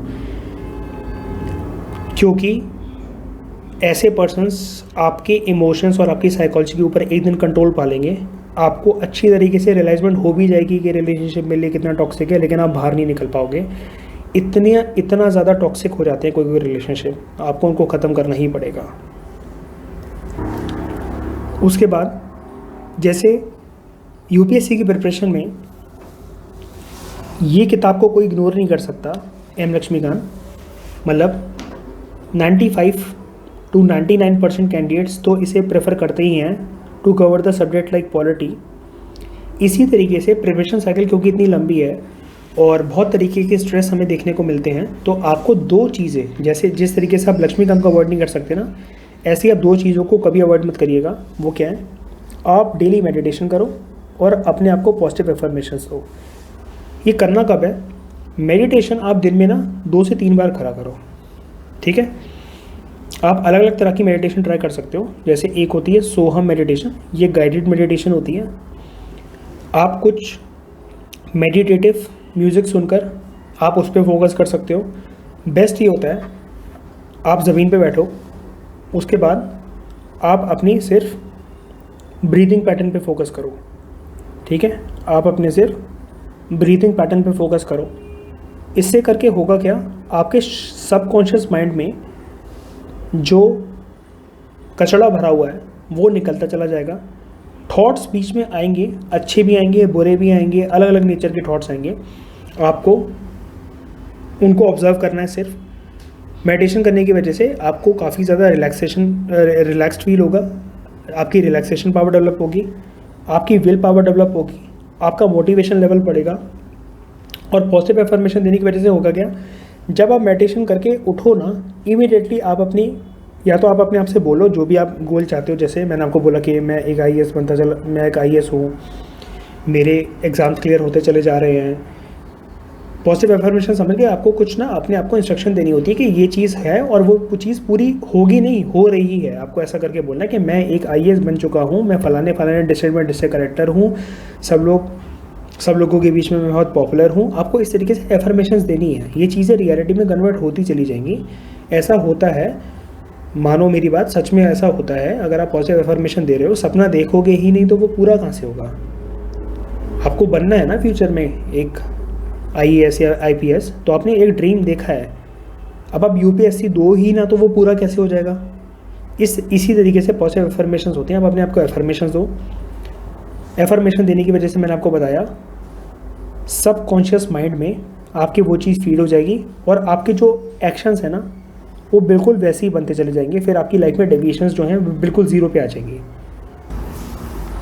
उसके बाद आपको ना अब इस एग्ज़ाम की साइकिल में बहुत ही ना क्रूएल पर्सन बनना ही पड़ेगा। आपके पास कोई चॉइस नहीं है। आप ना किसी के लिए अपने स्टडी को सेक्रीफाइस मत करो, हर टाइम पे किसी के लिए अवेलेबल मत रहा करो, ओवर हेल्पफुल मत बनो किसी के लिए, और टॉकेटिव गॉसिपर मत बनो। मतलब इधर उधर बातें करना, इसकी बातें सुनना, इसकी बातें उससे कहना, यार ये सब मत करा करो। ये सब जो काम थे स्कूल कॉलेज लेवल तक ठीक लगते थे। अगर आपने इस एग्ज़ाम की तैयारी करने का सोचा है तो you should be a mature kind of person जो अपने टाइम की कदर करता हो। ठीक है, जिसे अपने लिमिटेड टाइम का पूरी तरीके से रियलाइजमेंट हो। आप सिर्फ पॉजिटिव एस्पेक्ट्स, पॉजिटिव पर्सन्स और पॉजिटिव एनर्जी में ही अपना टाइम डिवोट करो। किसी भी पर्सन की बातें या उसके लिए अवेलेबल होना, पहले अपनी हेल्प कर लो, सिलेक्शन हो जाए फिर उसकी जितनी मर्जी हेल्प कर लेना। आपको अपने साथ एक्सट्रीमली क्रूएल होना पड़ेगा, इसमें तो कोई डाउट ही नहीं है, इसमें कोई चॉइस भी नहीं है आपके पास। अगर आप अपने साथ क्रूएल नहीं हो, आप सोचो ठीक है यार मैं हेल्प भी कर लेता हूँ, जब मर्जी किसी का फ़ोन आया तो फ़ोन पिक कर लिया, कोई रो रहा है फ़ोन पे तो उसको चुप कराने बैठ गए। पहले आप अपनी लाइफ की, आपकी खुद भी बहुत बड़ी बड़ी प्रॉब्लम्स होंगी। दूसरों की प्रॉब्लम तब तक सॉल्व नहीं हो सकती जब तक आप अपनी प्रॉब्लम सॉल्व ना करो। दूसरों की प्रॉब्लम अगर आपने सॉल्व कर भी दी तो आपकी प्रॉब्लम को सॉल्व करने वाला तो कोई नहीं आता है ना बीच में। आप में से बहुत सारे लोग ऐसे होंगे जो दूसरों के लिए हमेशा अवेलेबल रहते होंगे, लेकिन जब आप प्रॉब्लम में होते होंगे तो आप बिल्कुल लोनली वॉरियर रहते होंगे। ठीक है, तो आपको क्या करना है, अपने साथ क्रूएल होना है। सामने वाले की जो भी दिक्कतें हैं, बहुत करोड़ों लोग हैं इस देश में, वो उनकी हेल्प कर लेंगे। आप ही सिर्फ कोई बहुत महान इंसान नहीं हो किसी की लाइफ में कि आप ही सिर्फ हेल्प, अगर आप हेल्प नहीं करोगे तो सामने वाला पर्सन मर ही जाएगा। ऐसा कुछ भी नहीं है। इस तरीके के बचपने को अपने दिमाग से निकालो और थोड़ा सा मैच्योर बनो और अपने टाइम की कदर करना सीखो। उसके बाद आप क्या कर सकते हो, हर 21 डेज़ में एक चैलेंज लो कि मैं अपनी एक नेगेटिव हैबिट को तोड़ूंगा ही तोड़ूंगा या तोड़ूंगी। ठीक है, 21 दिन का टाइम लगता है हमें किसी भी हैबिट को चेंज करने में, बनाने में या फिर तोड़ने में। तो अगर आपको लगता है कि आपका वेट का पर्सपेक्टिव, आपका मतलब अपने वेट को लेकर पर्सपेक्टिव जो है वो थोड़ा सा नेगेटिव होता जा रहा है, आप डेली 45 मिनट्स अपनी एक्सरसाइज के लिए निकालो। 21 डेज तक आप जाओ, आपके वो स्केड्यूल में आ जाएगी। फिर आप डेली एक्सरसाइज करो। इसी को कहते हैं कि आप पॉजिटिव एस्पेक्ट में, पॉजिटिव चीज़ों में आप अपना टाइम इन्वेस्ट करो। ये टाइम वेस्ट करना नहीं है। आप 45 मिनट किसी से फ़ोन पे बात कर रहे हो, उसको सलाह दे रहे हो फालतू की, वो बकवास चीज़ है। क्योंकि देखो, पर्सन इन द एंड करता वही है जो उसके सामने सिचुएशन होती है। आप कितना भी किसी को गाइड कर लो, कोई फ़ायदा नहीं होता उन सब चीज़ों से, सब बकवास की चीज़ें होती हैं। ठीक है, 21 दिन में हर एक अपनी हैबिट बनाओ। जैसे 21 दिन तक, जैसा कि मैंने आपको बताया, आप दिन में 2 से 3 बार मेडिटेशन करिए, ठीक है। आप 2 से जैसी मेडिटेशन करोगे तो आप 2 से 3 बार अपने आप को पॉजिटिव एफर्मेशंस भी दोगे। इसी वजह से होगा क्या, 21 दिन के अंदर अंदर आपका जो माइंड है ना वो ट्रांसफॉर्म होने लगेगा from negative mindset to positive mindset. आपको रियलाइजमेंट होने लग जाएगा कि आपके जो टाइम है, एनर्जी है, वो कहाँ वेस्ट होता है, आप पढ़ क्यों नहीं पाते हो, आप इतना फोकस क्यों नहीं रह पाते हो। ये 21 दिन में ये करने के बाद आपको रियलाइजमेंट होने लगेगा। मेडिटेशंस प्लस पॉजिटिव एफर्मेशंस, हर एक 21 दिन आपको एक अपनी पुरानी आदत तोड़नी है और नई हैबिट बनानी है, समझ गए। तो 21 डेज़ का आपको चैलेंज लेना है। जैसे आपने पहले 21 दिन अपना मेडिटेशन और पॉजिटिव एफर्मेशंस का अपनी हैबिट में डाला कि ये आप लाइफ टाइम करते रहोगे, फिर आप अगले 21 दिन तक डेली जॉगिंग पे, रनिंग पे या लाइट एक्सरसाइजेस पे डिवोट करो, तो ये आपकी हैबिट बन जाएगा। फिर आप नेक्स्ट 21 डेज़ ये डिसाइड करो कि अगर आप 4 से 5 कप अगर कैफ़ीन इंटेक करते हो कॉफ़ी या टी की फॉर्म में, तो उसको आप रिड्यूस करोगे, 1 से 2 कप करके लाओगे, तो आपकी हैबिट हो जाएगी। फिर आपको इतना क्रेविंग होएगी ही नहीं कि आप चाय पियो, कॉफ़ी पियो बार बार। ये भी चीज़ थोड़ी सी ब्रेन की थॉट प्रोसेस को रोकती है। कैफ़ीन प्लस शुगर आपके ब्रेन के प्रोसेस को स्लो बनाती है, आपको चीज़ों को लर्न करने में लॉन्ग टाइम में डिफ़िकल्टी होगी। अगर आप दिन में 4 से 5 बार अगर बहुत ज़्यादा चाय पी रहे हो, 2 से 3 बार काफ़ी है, ठीक है। अगर ज़्यादा पढ़ना है तो ठीक है, 4 बार ठीक है, लेकिन फिर भी मैं प्रेफर करूँगा कि आप टी को प्रेफर करो रेदर देन कॉफ़ी, ठीक है। कॉफ़ी से आपको एक्टिवनेस की जगह, जब आप इसको बहुत टाइम तक कंज्यूम करोगे ना, 8 से 10 महीने, आपको एक्टिवनेस की जगह नींद आने लगेगी। तो आप करोगे क्या, 4 कप की बजाय आप 6 कप पीने लगोगे, और ये आपके माइंड के लिए, आपकी मेमोरी के लिए बहुत ख़तरनाक है। चीज़ें आपको लर्न नहीं होंगी, आप चीज़ों को बल्कि भूलते चले जाओगे, ठीक है। और मूड स्विंग्स भी काफ़ी होते हैं इससे। लड़कियों को specially during their menstrual cycle should avoid this caffeine intake and all, ठीक है। तो हर 21 डेज़ के लिए आप एक चैलेंज लो, उसमें एक अगर आपकी कोई बैड हैबिट है आप उसे ब्रेक करो, एक कोई पॉजिटिव हैबिट जिसको आप डेवलप करना चाहते हो उसके लिए आप initiative low. Maintain a diary, और आप अपने देखो कि ऐसे 21 साइकिल को आपने कितने बार कंप्लीट करा है। तो अगर मान लो कि आपने ऐसे ऐसे करके 21 साइकिल को 6 बार कंप्लीट करा है, तो आप में जब आप उसको रिव्यू करोगे ना थोड़े महीनों बाद, तो आपको सोचो ज़रा, खुद सोचो कितनी पॉसिबिलिटी आपके अंदर आएगी कि आपने पिछले 5 से 5.5 महीनों के अंदर 6 नेगेटिव हैबिट्स को आपने ब्रेक करा और 6 पॉजिटिव हैबिट्स को उनसे रिप्लेस करा, उनको मतलब इनको डेवलप करा पॉजिटिव हैबिट्स को।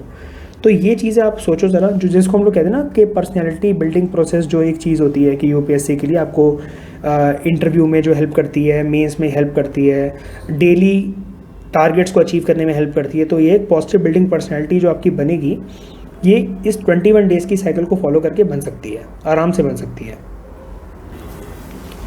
तो ये कुछ मेंटल बॉक्स के बारे में हमारा एक ये छोटा सा इनिशिएटिव था।